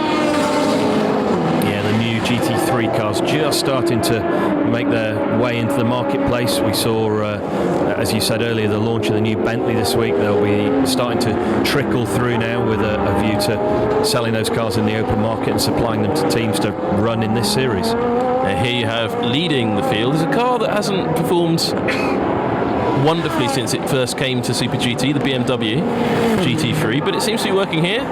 And the M6, of course, M6 now, its life coming to the end. They're soon to be replaced by the 8 Series BMW, so we're going to see a racing version of that before too long as well. I think it's already in testing, isn't it? It's due to race at Le Mans next year, the GTE specification. This GT3 car, I thought the GT3 car was actually going to continue a little bit longer. I think it will continue one more year, but the gap between GTE and GT3 now becoming much more a day or two in the workshop rather than a completely different car, so the cars can swap between spec now. A real shame for, well, all of us watching this actually, was that the World Endurance Championship race at Fuji Speedway was so wet that we can't get any realistic comparisons of the relative pace of GT300 and 500 against GTE Pro and LMP1 and LMP2. Yeah, it is a shame because the SuperGT GT500 cars, Sam, they are so fast. They are so efficient. They're so quick. They haven't got a huge amount of power, only 650 horsepower, but the aero, the mechanical grip, the fact it's a tyre battle. Speaking of battles, the blue Hondas continue, but no, the GT500 cars, they are just so fast. When you compare, when you realise that, I was trying to visualise this on the way in this morning, and just thinking about a lap in an Indy car around MOTEGI, being 2 seconds slower, than the car that's leading this race. And just imagine you were the driver of, if that Dallara Indy car, and you're absolutely on it, and then just blatting past you is this huge GT500 car going at that sort of speed against a big single-seater. It's just incredible. Social Meow was asking, we'd love some onboard during these super tense moments in the race. So would we, actually. Yeah. Well, we'd love it. Yeah, I'd like to see an onboard from the Raybrig right now, looking at these two Hondas battling, and well, I'd love to get a bit of team radio, that even though it would be in Japanese, I'd like to hear the tone of voice between these two, because they really need to, well, they're going to wreck or... Considering we saw the Raybrig car pull to the right coming out of turn 4 and let the Cahin car come by, ever since that's happened, he's been on the back like a madman. The only thing we haven't seen is a flash of the lights, but the body language of the car is so aggressive behind. He hasn't actually had a lunge yet, though. I mean, it looks like he wants to, but he hasn't actually had a lunge up the inside or the outside anywhere yet. Oh, look, 7 to go. We've got plenty of time to go for a desperate lunge. You see the drivers with the sun getting quite low in the sky here in MOTEGI. You can see the drivers' helmets. RJ O'Connell's talking about Nob Taniguchi, who went from being a street racer to a freelance journalist to a garage mechanic, turned professional at age 30, and now is about to get a record equaling 3rd title in GT300. There's a brilliant article by RJ O'Connell on Super GT World about the history of Nob Taniguchi, going, how he ended up being this Super GT star. And everyone calls him Nob. His full name he never uses, because NOB, no one better, he says it stands for. Oh, there you go. I read up on him when he came to do the Spa 24 Hours, and as RJ's just pointed out, what a fascinating character. Real old school Japanese street racer, first and foremost, and has gone on to compete around the world, and as he rightly points out, closing in on his 3rd title. And he's driving an Itasha car, the painfully embarrassing cars with the Hatsune Miku livery. There is the very deranged Wacos car, so they never bothered fixing the Wacos car. No, still going. They must be, the race organisers must be happy that the vision isn't impaired and that bonnet isn't going to come up any further, but yeah, they've had damage since right at the start of the race. Coxan Maton asks, which do you think is faster, current GT500 or 90s GT1? Current GT500 that's an easy answer. Yeah, easy. There's not much that has been before that is quicker than a current GT500. Le Mans lap time, it wouldn't be far away from a P1, really, would it? Well, I mean, actually at Fuji Speedway, 2014 pace, I believe, the Audi R18s rather, were slower than the GT500s in the same conditions. Though the LMP1s have got quicker since, and we haven't had and there's been rule changes in both series, so we haven't actually been able to do a direct comparison this year, so we'll have to wait till next year to do that, if there's any LMP1s left next year. There is damage on the front of the Raybrig car, Is there? Yeah, now I was just looking at the front of these two Hondas, these two blue Hondas, and if you look at the front of the Cahin, you can see the nice bonnet is bolted down quite nicely, but then you look at the back of the Raybrig, you see the bonnet's bouncing around, and there is carbon fibre flying off the Raybrig. Flapping around, there has been contact somewhere between the Raybrig and the Cahin, and there is damage on the front end of that Raybrig NSX. As joining the fight is Satoshi Motoyama. It's battle for 4th position. Now that car's on the Michelin tyres, and he's basically been slowly catching up with these two Hondas. That could get quite spicy, as could this battle for 6th and 7th in GT300. Hironaka in the Gainer AMG, chasing down Tsuboi in the JMS Lexus. And only are these guys competing for points, as we mentioned earlier, they're competing to make the right impression. Going into the winter layover, the drivers are keen to just leave the best impression they can on their team manager. They'll be soon making decisions on who they're going to employ next year, and if you have a brilliant last race, that's the one that everybody's going to remember. So these last 5 laps coming around to 4 laps shortly will be fraught, particularly for this man, Sean Walkinshaw. Now he's got a little bit of a gap back to the next GT300 car. There it is, the Leon Mercedes, but Leon Mercedes is hunting him down, as you can see on your screens. Is it going to be enough? I'm not sure. It should be close at the finish. 4 to go for the GT500 cars, of course, and however many laps the GT300 cars have to cover in that time. Yeah, he's going to catch him. Looking at how the lap times are coming down, he's about a second a lap quicker, and now he's got him in sight with nobody in between. So, well, it looks like it's going to be a German GT3 car on the top step of the podium. The question is, which one? Yeah. Is it going to be 66, 65 or 55? And as you can see here on your screen, look at how that gap is coming down. The Leon car on its Bridgestone tyres is really making best out of that BMW, that much larger car. Different lines into the hairpin. Sean Walkinshaw diving in, making a V out of the corner. He's losing a lot of time now, isn't he? Yeah, possibly struggling with the front end of that car, just losing a bit of grip from his tyres as they come down towards the final sector. All quite tight and technical down here. Again, we're going to see that gap coming down further, Sam. I heard somebody locking up into that corner. That's what I was just listening. You could have that very telltale sound of a lock-up, where anyone who's raced or spent a lot of time at racetracks sort of goes quiet for a moment after, just to wait to hear if there's a bang or not. But there wasn't. In Super GT there are so many cars we don't actually get to see all of the incidents on track. We didn't ever discover what happened to Mintzilla or indeed the Subaru, other than they just decided to take an alternate route around Motegi. Interesting track if you're travelling to Motegi ever. If you go at the right time of day, you can take a steam train. A steam train? Who doesn't love a steam train? So 3 laps to go now, and this is the battle for the lead.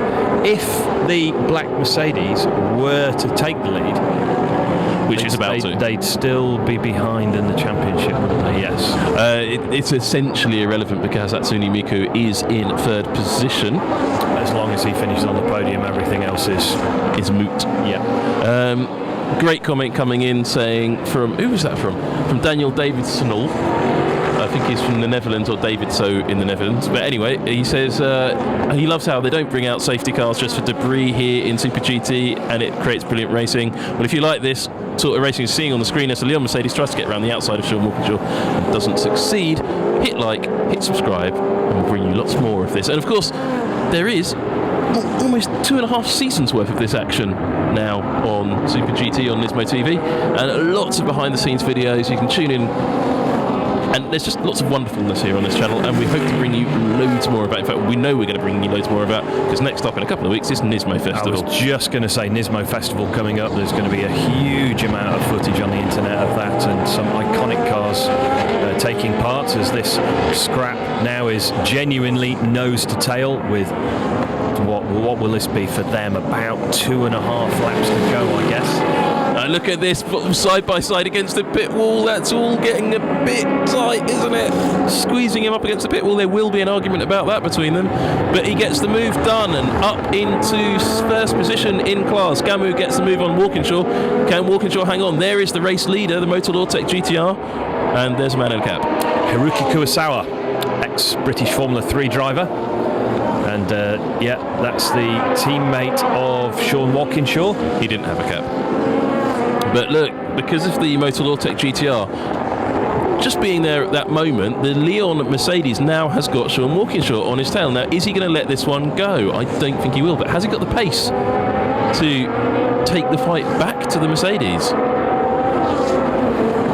2 to go. No, and some quite large chunks of bodywork off the side of the track. I wonder if that was a large chunk of I think that Honda. was yes, I think that was a big bit of Honda. It was the right colour. And that car's been conspicuous by its absence today. Not that one, the one in front of it. Yes, the Honda, the 16 Honda. Yeah, the 16 Honda. We saw quite a lot of it at the Suzuka race. I can't think why. It was kept on getting penalties. Yeah. So we're panning back to second position, and the TV camera nearly missed it. There he is. Ryo Hirakawa, 2 to go. And if he finishes like it is, he gets the champion. It is the front end of the Wacos. Now we get a great look at what a GT500 car looks like under the skin. So it was blue, but it wasn't a Honda. It was the front right quarter of an LC500. That car is slowly dismantling itself like an old NASCAR back in the 90s. What you can just about see is the intake and the plenum of the tiny little 4-cylinder 2-litre turbocharged engine that kicks out about 650 brake horsepower. Custom version of that engine is going to become available to anyone who wants one in 2019 and 2020. It'll be interesting to see where that engine ranks up. And mounted so low down in the car as well, well behind the front wheels, right the way down. And here we see the bonnet. Yes, well, that's got to be a scary moment for the driver. He didn't back off though, to his credit. No, the distorted airflow from the car in front. That's going to make a great souvenir for somebody. Coming soon to eBay. I'd have it. Well, it'll probably be the shopping channel with a slightly scorched Lamborghini. Last lap now for our race leader. Fantastic job from the Ortec team today. Yeah, the Motul Ortec NISMO team have been craving a win this year. They've been close all through the year and just been slightly unlucky. But that Michelin-shod car has been untouchable here at Motegi. And Nissan takes its first and will be only, hopefully, victory this year. But there will be a guaranteed victory for Nissan in 2 weeks' time at Fuji Speedway in the NISMO Grand Prix, the final race of the season for GT500 and GT300, and it's an all Nissan GT-R affair. But there is the car that is going to take the championship with just a few corners to go. The Lexus LC500 of Nick Cassidy and Ryo Hirakawa in championship winning position. But here we go, crossing the line for the final time here at Motegi. NISMO wins. The Motul Ortec GT-R takes victory, but taking the championship, the youngest ever driver is the Red Bull Toms, Keeper Toms Lexus LC500. That car has looked like it's going to be in championship winning form all year. Winning GT300 is that Leon Mercedes, second position Sean Walkinshaw, but here coming up to take the championship in GT300, it is the Hatsune Miku Team Good Smile, Team Ukko Racing with Good Smile Mercedes AMG GT. That's easy for you to say. Congratulations to the Keeper Toms team, worthy winners of the championship, but the NISMO Motul 23 car did all it could do this weekend, and the race went down to, well, the final few corners of the final race, and delight there from Cassidy. Now, it's delight at the moment. Then he's going to realise he's got to open a bottle of champagne, and then it'll look like dread. You'll see it on the podium. Stay tuned for the podiums here from Motegi. We'll follow it all the way through, and if you've never watched the Super GT podium, you're in for a treat, and something slightly different to what you're used to in Europe or indeed anywhere else in the world that isn't Japan. Huge emotion there in the car from Ryo Hirakawa. You can see the way he's feeling. He's thumping the steering wheel with both hands. He's a very happy boy. We'll be back on NISMO TV in 2 weeks' time, though. Don't miss it. The NISMO Festival. Some stunning metal lined up and carbon fibre lined up for that event at Fuji Speedway, and the highlight of it all, the NISMO Grand Prix. It is the final race of the season for GT500 and GT300, and you absolutely have to tune in for it. We'll have it live and in full here on NISMO TV, so hit like, hit subscribe, and stay tuned right now for the full podium ceremonies, and we will get some interview from Nick Cassidy in English straight away as soon as their cars get back to the Parc Fermé and they work out where to put the podium, which always takes a while at Motegi. Because the start-finish straight is so wide, they just never work out where the podium is. We'll also have comment and feedback from the drivers in the Motul Ortec GT-R, though that will be in Japanese, so we can only guess at what they say. And the same for the Hatsune Miku Good Smile Mercedes. I don't think Hatsune Miku herself will make an appearance. I'm hoping, changing the subject slightly, that we get a close-up of the back of the car that we're looking at here, just to see the extent of the damage that happened as the cars came round turn 14 to take the start of the race, because that was a big hit and it was rubbing very aggressively on the rear bumper until whatever it was came away. Sorry, rubbing on the rear tyre until whatever it was came away. If we don't get a picture of it on the screen, which I'm sure we will actually, but if we don't get a picture of it on the screen, we'll certainly put it out on social media, because the amount of damage on the back end of that number 23 car from that first, not even the lap, nothing.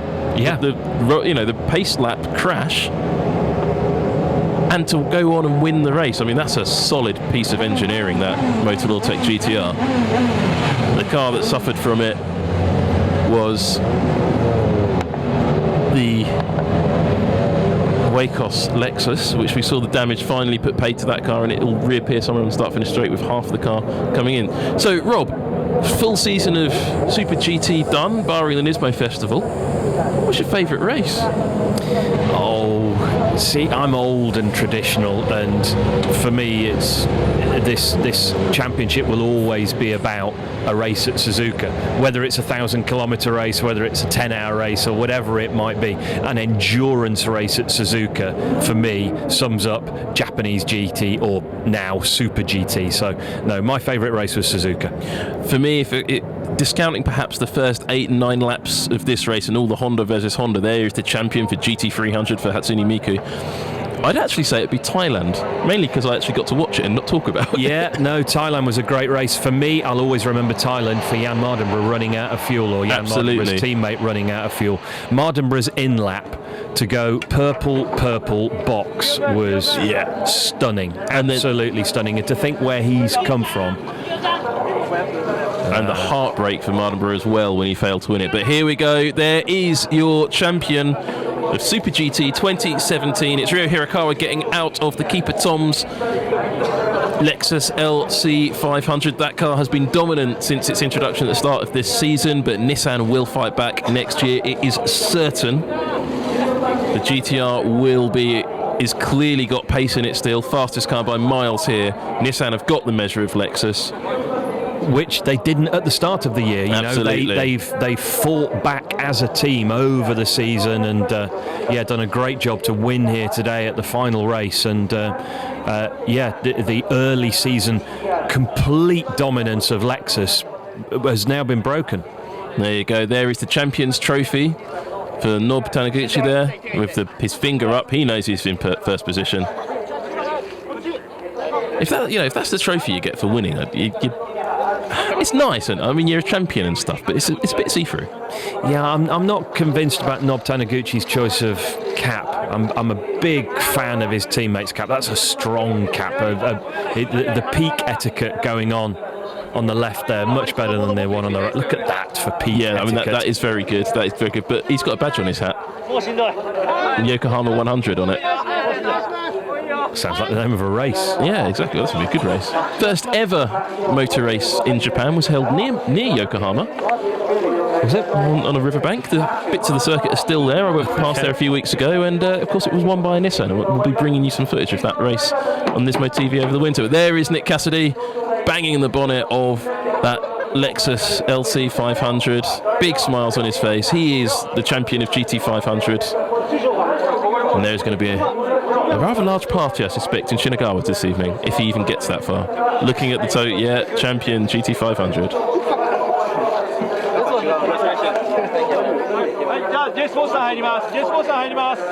And we're just trying to work out if we've got the full sound for the interview. We're listening. It sounds like we've got sound for the interview. So I'm just going quiet to hear what Nick's saying. And you hear the photographers shouting at the drivers, put your finger up. They actually get told to put one finger up. That is something the photographers are all saying. Put your finger up, Nick. Look at the camera. And we may well get Excitable Girl or her friend in a minute with a TV camera. I can see Excitable Man And here we are. Here comes the interviews. Our first question will be to Nick Cassidy by the look of it. So you've won the championship, Nick. How do you feel? I feel happy, is what he'll say. Do you think he'll want to thank a few people? Maybe his teammate. His teammate's got bored and wandered off. Nick, congratulations. Arigatou gozaimasu. Woo! Hey, I don't know what to say, man. This is unreal. This is unreal. まあ本当にですね、もう今はもう言葉にならないと本当でもこれが It is quite real, Nick, and you're going to have to get used to it being GT500 champion now for the whole of next season. But you made a great job at the beginning of the race. Thank you. You know, Thailand and here we had such big pressure. Rio and I, we've been good all year, so we knew today we had to do a normal job, and we had good confidence in our speed. So the start was tricky, but then I could make a good gap to P3. That was our target, and tough to watch the last 30. まあタイランドにおいてはですね、随分 There you go, the Thailand race you can watch here on Nismo TV, and there was a super tense battle between Nick Cassidy and Jan Mardenborough in the opening. That's what Rob was just talking about, and we'll hear from Hirakawa in a moment when he stopped chatting to Nick. 速さはあったということですけどもですね、本当に見てられなかったというところで well, he's just going to feed back the same sort of comments that he's very happy to have won, isn't it great? And well, he's not very interested in doing this interview, is he? Clearly. Oh, he's going to open a can of Red Bull. There you go. Corporate, Mr. Corporate. まあ本当にですね、平川選手いつもポーカーフェイスで if I just got out of a GT500 car, won a championship, the last thing I want to be drinking is Red Bull. Depends who's paying your wages, Sam. Yeah, if I was thinking about tapping out my invoice for my end of season bonus and things like that, I'd drink anything. Drink anything. There you have it, everybody. If you want to make Rob drink something unlikely, just give him bonus. So the interview here, that's not actually said very much yet. It's amazing to see how young he is, isn't he? When you see him in the car and he drives like a seasoned veteran, but when you see his body language out of the car and how uncomfortably he is doing this, he's still very young. But look how calm he is as well. You're right, he's uncomfortable. He's visibly uncomfortable, but he's so calm. Doesn't even look sweaty. No. Got out of a... Yeah, he when he took his crash helmet off, just dry hair. Now there's the man who pays his wages. That's Sakia-san. Has some form at Le Mans, I believe. Yeah, he's done a bit. Yeah. おめでとうございます。超嬉しい。 Happy. 超嬉しい。 Happy. チェッカーフラッグを迫る中、どういう気持ちでしたですか？いやすごい予選から苦しい状況だったんで。So yeah, they're just telling us that they're very happy and it's been a close season and things have gone やはり物事が全部うま well, くいかないと obviously. こういう結果にならないんで。 No caps really going on here. Though. It's just not, there was some the drivers' caps, but no. スタッフ全員。Sakia sounds like a bit too old and sort of civilized, formal. Yeah. エンジンもそうだし。もうメカニック一人一人がみんな本当にいい仕事をしてくれたんで、この結果を得られたんだと。Of course, if you're wondering what these comments are that he's making, we'd stick them up on social media, but honestly, they're not that interesting. So there will be formal comments that you get in all the press releases, and Toyota will probably put one out tomorrow. Nissan certainly will have it out today. Paul Ryan firing out the press releses for NISMO around the world. Are we going to hear from Nick again? 放送席、こちら300クラスですね。今シーズンのチャンピオン Talking to Nobu Taniguchi and the team, and there's Ukyo Katayama. 谷口選手、チェッカーを受けた時の景色はどうでしたか？ So first up was Nobu Taniguchi. 勝ってチャンピオンを取るって言ったんですけど、まあでも勝てなかったことは悔しいですけど、でももうチャンピオン取れたんで。He's happy to be a champion. おめでとうございます。そしてその端っこはね、見守っている側としてはどんな心境で見守ってましたか？ Strong cap has been replaced by the corporate cap with the badge, the Yokohama badge. してもらってで展開もね Lovely bit of embroidery. It's like raised embroidery, isn't it? Yeah, nice attention to detail from Yokohama. It is. I think it was the Schumacher brothers that first introduced that to racing in the 90s. They had those very chunky embroidered caps with the raised embroidery. そして片岡選手、 Previously, everyone just had it printed on. そしてチャンピオンもっていうね、素晴らしい種目でしたね。 two-dimensional. I know. There's always the Schumachers going that extra step. Well, that's obviously gone around the world now. Yokohama have gone to that route. So Kataoka is very happy. Didn't put a very long stint in, 18 laps I think it was. No, very early stint. They gambled, and for a while it looked like it hadn't paid off, but no, Nob Taniguchi did a great job once he'd settled down. So I'd love to know what the problem was that he had when he first came out of the pits. Which is probably what he's explaining now. Yes, I dropped my wallet or something, and I was fishing around in the footwell to get it. Yeah, that's pretty much I think what's going on. I think he's pointing out it's still in. I think Kataoka is pointing out it's still in the car. Well, let's hear from team boss Ukyo Katayama. Busy from crashing Tyrrells and Jaime Mountains. He's definitely happy. 長いねシーズン本当にねいろんなトラブルもあったけど1年通してドライバー I wonder how quick he'd be if you put him in the car. He'd still be on it. I reckon he'd still have it. Yeah. A driver of his quality, you lose a little bit of out-and-out pace, but no, he was exceptionally fast in his day, and I'm sure he'd still be right there in a car like the AMG GT3. That'd be interesting to see. Well, Excitable Girl says, well done, champions, GT300. I think there's quite a few happy people on the chat that Hatsune Miku has got the title. Yeah, that'll be a hugely popular victory in Japan. Well, there's a nice skyline shot. We're going to come up to the podium in a minute when they found it. But there is the provisional result of this race at Motegi. The Motorsports GT-R took victory. Keeper Tom's LC500 took the championship. Lexus were third. There's two battling Hondas, fourth and fifth. The S-Road Motor GT-R probably a bit disappointed to be down in sixth. The Calsonic Blue Car in seventh. The Denso Kobelco Sard LC500, last year's champion, no longer entitled to that number one, are in eighth position, and in ninth was the Arta NSX. There are the other cars that finished the race. 15 laps down the Wedsport Advan LC500. Didn't actually get it to the finish, I don't think. And the AU Toms LC500, James Rossiter, 11 laps down after they must have lost that problem. 10 laps in the pits.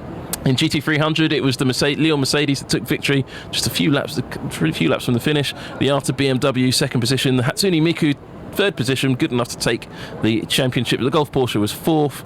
Vivac 86 ended up in fifth. That obviously had some problems there. It dropped back down. The first of the Lexus GT3s was in sixth. Bjorn Wertheim's Gainer Tanax AMG was in seventh. The Audi R8 8th, and the D-Station Porsche in ninth. There's the other finishes in GT300. The Shopping Channel Lamborghini was not the one that caught fire, of course. It was the 88 Lamborghini that caught fire with Max Arrido at the wheel, the teammate car. And there are some nice shots of the skyline. There is the championship standings at the finish. Just 2 points at the end between the keeper Tom's LC500. Ryo Hirakawa and Nick Cassidy take the championship, just edging out Sugio Matsuda and Ronnie Quintarelli in at the Motul Ortec Nismo GT-R. Third position was Oshima and Caldarelli in the title, some way adrift. James Rossiter on his own, down in fifth with Nakajima, his teammate, who skipped around in one place behind. There is the rest of them. Slightly disappointing again for the S-Road Motor GT-R, 12th position and a 29th point on the board, but they've had some problems through the season, those crashes earlier on. And there is the GT300 table. Quite a strong victory there for Hatsune Miku ahead of Kurosawa and Gamu. Gamu putting in a really strong performance, but just not quite enough to take the title. Nakayama and Tsuboi in third position. And as you look down the list, you'll see Max Arrido in the number 88 Lamborghini. That's the one that caught fire. 28 points wasn't good enough to change the championship standings for them. Great to see that the both series, the championship points table is so close together. No dominant winner. Nobody looking really. Nobody looking really like they've walked away with it. Questions still coming in about what's coming up here on Nismo TV. Here's the teams championship standing. So Good Smile Racing have taken the teams championship. It has a different scoring system to the drivers championship, confusingly, but there you go. That was the teams championship on the screens. Questions coming about what's coming up in the Nismo Festival. Well, Lexus keeper Toms has taken the title in GT500 and Nismo second, as we've probably worked out because that's the same as the drivers. At the Nismo Festival, there is going to be some great driver action. Chio-san will be at the wheel, is the question that came in. as will Jan Mardenborough, as will a few others. I'm not sure all the cars and drivers have been formally announced yet, so I'm reluctant to disclose much more about what is in the NISMO Festival. Suffice to say, if you watched last year's event, you'll realise it's absolutely fantastic to see. Now, they've really taken quite a long time at finding the podium here at Motegi. Yeah, so stay tuned. We will have a podium. Thinking of the NISMO Festival, I think if you follow the hashtag NISMoments, there's like a countdown to the Nissan Festival where things will be formally announced, just not leaked badly by you and I. Exactly. Well, we know Jan Mardenborough's going to be doing it, and Nate going to be doing it. Well, we do now, because you've just said that. Well, they're also GT500 drivers, and in the NISMO Grand Prix, all the GT500 cars take part. So we know that all the GT500 drivers will be driving in the NISMO Grand Prix. Are we allowed to say that the new GT-Rs are going to be there or not? No, because we don't know whether it is or not. Oh, okay. I don't know the answer to that question. Okay, good. Okay. I tried to push you under a bus then, but you weren't having it. I don't know. I haven't seen the car list at all. No. But yes, it's been a fantastic season, and Ardre O'Connell's just said, "Oh, thanks for this great season here on Super GT." Well, thank you, Ardre O'Connell. You're doing some great stuff yourself with the launch of Super GT World and how that's grown. That's been fantastic to see. And if you like Super GT through the winter, we're going to have loads of great content here on Nismo TV, and eventually we'll have a podium. It might be winter by the time the podium turns up here at Motegi, but we're sticking with this because we will have the highlights reel probably for the whole season, and then usually they play something a little special at the end of this final race. But yeah, RJ O'Connell, here we go. Here's the 2018 schedule for Super GT, starting at Okayama. Fuji Speedway second round. Suzuka is the third round. That's a shorter race. Weird, doesn't it? Chang International Thailand in the middle of the year. That'll be wet. Fuji Speedway fifth round, then Sugo, then Autopolis, and then the finale will be here at Twin Ring Motegi. That is a quite different looking calendar. It seems so strange to see Suzuka now round 3. Normally that's in the autumn of our season, and as you say, gone is the Suzuka 1000 kilometers now, Sam. But replacing it is that round 5 Fuji Speedway. It's a long distance race at Fuji now, much longer than the race we had before, and that will be interesting to see how that's different. Long distance racing at Fuji would be quite spicy. Phil Connie, nice comments coming in. Thank you very much. We're not going anywhere because they found the podium. Oh, here we go. Thank goodness. Look at those white bits of tape. Is where people are supposed to stand. I can see Nick Cassidy. He's found the podium now. Let's not forget, Nick Cassidy has problems with squirting a bit too early or a bit too late, or not being able to squirt at all when it comes to the champagne bottles. So we'll see how he gets past it. He hasn't actually successfully sprayed champagne in the right manner this season. Well, now pressure's on as the championship winner. The pressure's on for him to squirt at the right moment. So is this little girl going to give the flowers as she received the flowers? It's hard to know. This little girl's quite happy about being, a bit shocked and happy about being on TV with her flowers. Who's going to get the flowers, do you think? Because that's better than the trophy. I'd like to think that she's been given the flowers. There's something wrong about a young lady giving Nick Cassidy a bunch of flowers. Who knows? It might not be for Nick Cassidy. It might not be. She might be a Hirakawa fan, or nice precision standing from the gentleman. Exactly, that tape's working. Mr. Orange Jackets. Gentleman on the left, and a nice attention to detail to put the young ladies in height order. Oh yes, I think that's very well done, isn't it? Now, that is impressive detail. Now, Mr. Orange Jacket seems to have found some hair products because he's got a bit more colour in his hair than he had earlier on today. I couldn't possibly comment. He can wind the video back and check. I mean, definitely is that's good stuff like that. So stay tuned. We have got this podium ceremony coming up. Honestly, that's what this man's telling us. There is a podium ceremony. It's written on my clipboard, he says. And really, please, drivers, will you come along? And I'm checking to see who the drivers are, he says. And who's first? It'll be GT300 first. Well, probably. So he's got there standing on the side of the podium, and Mr. Orange Jacket's waiting very patiently. Oh, the girls are they've changed formation. And I can see Nick Cassidy back in. Oh, that's Hirakawa back in. Oh, here we go. It's the GT300 drivers with a double flag strategy there for the Lyon winners. They look absolutely ecstatic to be there on the top step of the podium, don't they? Huge smiles from both of them. Barely able to control the emotion. I know. I mean, here, this is how you do it. There's Sean Walkinshaw giving a big smile. He's happier than the winners, yet he was second. Look how tall he is compared to the other chaps. That's got to be quite difficult for the drivers. But here you go. Here are the champions. Here are the guys who are really happy. The Team Good Smile drivers. Shake of the hand. And Hatsune Miku, obviously not making a personal appearance here, but we will get a new Racing Miku paint job next year. That'll be good to see. We will. And there is Mr. Orange Jacket and two of his friends. And they're going to be presented with... Oh, that's a good trophy. Oh, that's a strong trophy. That's a strong, isn't it? big base. Big base. See, the trophies have improved this year, haven't they? I think. None of these tiny, tiny ones that they had at a certain track, or the ridiculously large one that had at another track. So yeah, I'd be happy to take that trophy home. That's a trophy you could pour your sparkling sake in and drink out of, isn't it? You could. And oh, there's a third place trophy. It says third place on it. So there's a lot of base though. It's more base than trophy. Yeah, all that bass, it reminds me of my youth and the sort of music I used to listen to. I like those Good Smile Racing flags. I'd like to see an Natasha GT-R next year. That'd look good, wouldn't it? Yeah, I mean Mintzilla's pretty cool, but I'd like to see a full-on...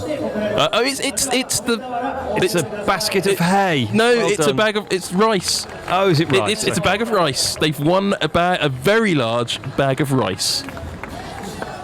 Oh, there's bags of rice all round. Rice all round. They've all won rice. Actually, last year when Bjorn Wertheim won a bag of rice, he poured his sparkling sake on it and let it go and then ate it, and apparently he was very ill. Oh, no. But you shouldn't cook rice with sake. Oh, look at that. Oh, one man. Very popular drivers, very popular team there at Good Smile Racing. Great flag technique there for the number 4. And is anyone going to shout at them? Oh, more trophies. Barely contain my excitement. Here we go. Mr. Orange Jacket stepping forwards. Here's the special... There's a weird siren going off. Not quite sure what that's about, but... Here, have the Autobacks trophy. It's very nice, honestly. Turn it round so we can see the sponsors logo. Ah, there you go. Well executed. Now, are they going to be able to do both trophies? Because that big base trophy looks quite heavy. And the rice.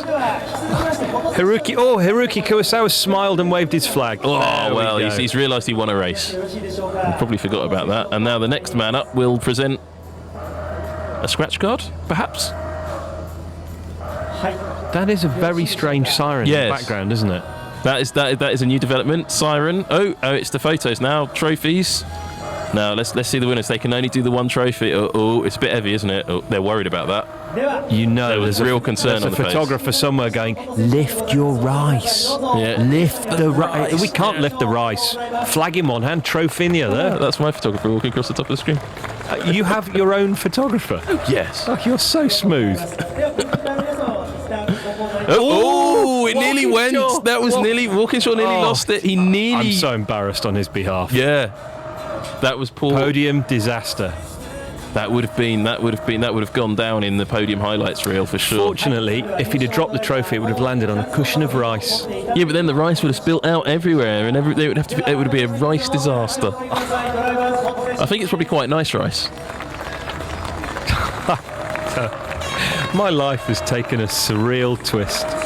That's good double trophy. I don't know. I mean, I hope that siren isn't anything too serious. Yeah. At this circuit that was damaged by a earthquake many years ago. Not that many years ago. Oh, here comes the sake. Sparkling sake. Something we've never actually managed to try before. Oh, somebody's talking to us. Don't know who that was. Right. So if you think this is good, there's more of this to come. GT500, and we've got Nick. Oh, look, they've pre-opened them. The sparkling sake is pre-opened. See, Cassidy's put in a request. Somebody's told Haruki Kurosawa to smile now because he's now got a fixed grin on his face. That's it. Now, so Cassidy's got it really easy for him. Oh, they're spraying the officials. They got told off for that. The GTA man was pointing at saying, stop that. So we'll see. There's more to come, so stay tuned. Sake and rice, you've got yourself a meal, says Tom S. Yes, you do. And that's good quality sake they're spraying about the place. Really smells when it's not as bad as champagne when you sprayed it, but it really does smell, this sparkling sake. And good to see your comments. I might not be able to respond to your comments for much longer because I only got 7% of my battery left. I suddenly realised I didn't plug in the computer when I got here.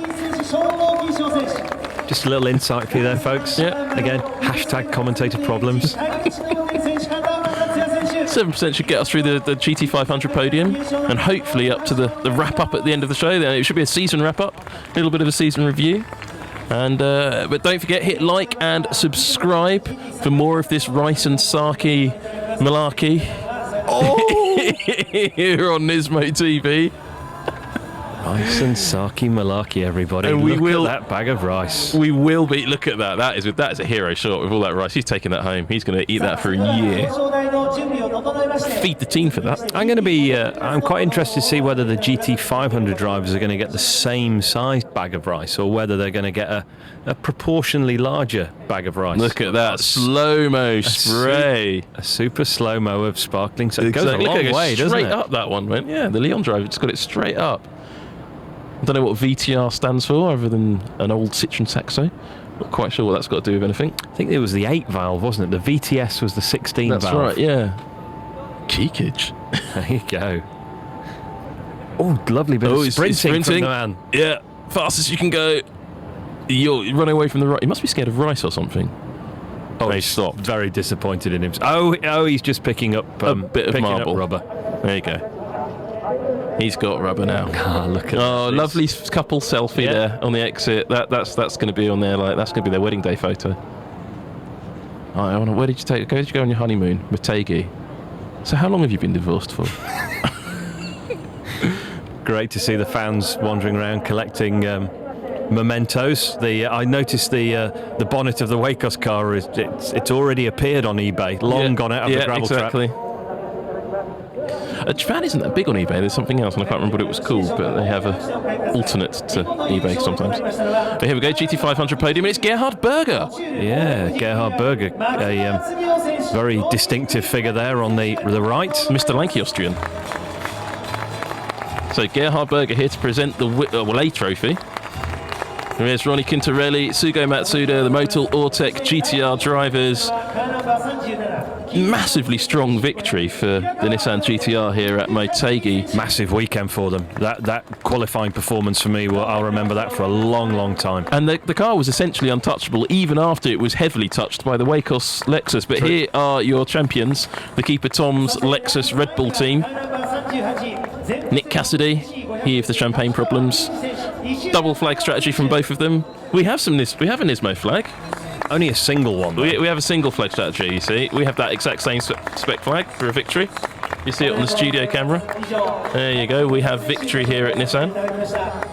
Oh, bad flagging for me. That was very bad. You've got to do figure 8, you see, to make it work. That's what Marshall told me once. Ah, okay. There you go. See, figure 8 and it doesn't wrap itself around the pole.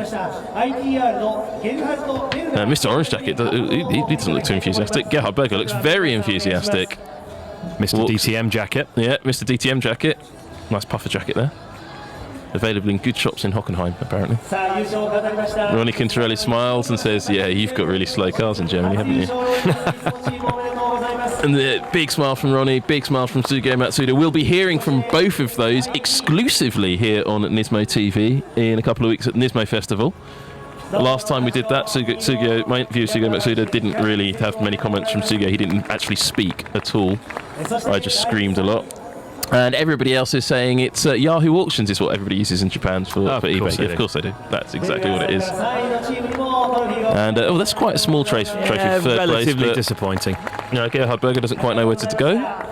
Go back to your marks, Gerhard. Nice trainers. Do you think they're DTM trainers? Oh, they're definitely branded sneakers, yeah. Yeah. Very natty. You have to wear bright shirts and bright trainers. Oh, here comes the bag of rice. The girl can barely pick up that bag of rice, you know. It's a lot of rice. And a small girl. Yeah, exactly. But I mean, how many people could that rice feed? I wonder if there might be some left when we get there. It is. It's the same. It's the same size bag. Yeah. Nismo rice. Regardless of size. Sorry, regardless of class, same size bag. Just a lot of rice. Did you think they just leave it keep it as a trophy and just put it in the trophy cabinet in Yokohama, or do you think they actually eat the rice? Because I feel it's going to go a bit. No, if it's properly dried, it'll just. Well, it's only in a wicker basket. It's quite. It's quite a nice looking thing. I mean, it's kind of got that rustic Japanese charm to it. But I mean, literally, what are you going to do with that? Yeah, there's very few things you can do with rice other than eat it. I think you can turn it into sake, can't you? Ooh, there's an idea. Mr. Orange Jacket presents another one. Rice pudding. Nice biryani. Oh yes. Sushi. Sushi rice. Yep. Oh, look, a musical shaker. It's good work there from Aid. Yeah, you could put it into like an old bottle and shake it. Yeah, musical shaker. Pringles, you put it into a Pringles can. There you go. Make a little musical instrument out of it. You can put a couple of bits in your salt to keep it dry. That's what they always did in the old fish and chip shop. We should write a book. We should write a book of things to do with rice other than eat it. Might not be very long. It'd be more of a pamphlet. An advisory pamphlet. Matthew Clark says, won't bugs get into the rice if you leave it over time? Yeah, that's absolutely what I'm worried about. Yeah. Bugs will breed. Yeah. Feel like a fool with bugs breeding in your rice, wouldn't you? But Rapper97 says he's having sushi for dinner. I'm jealous.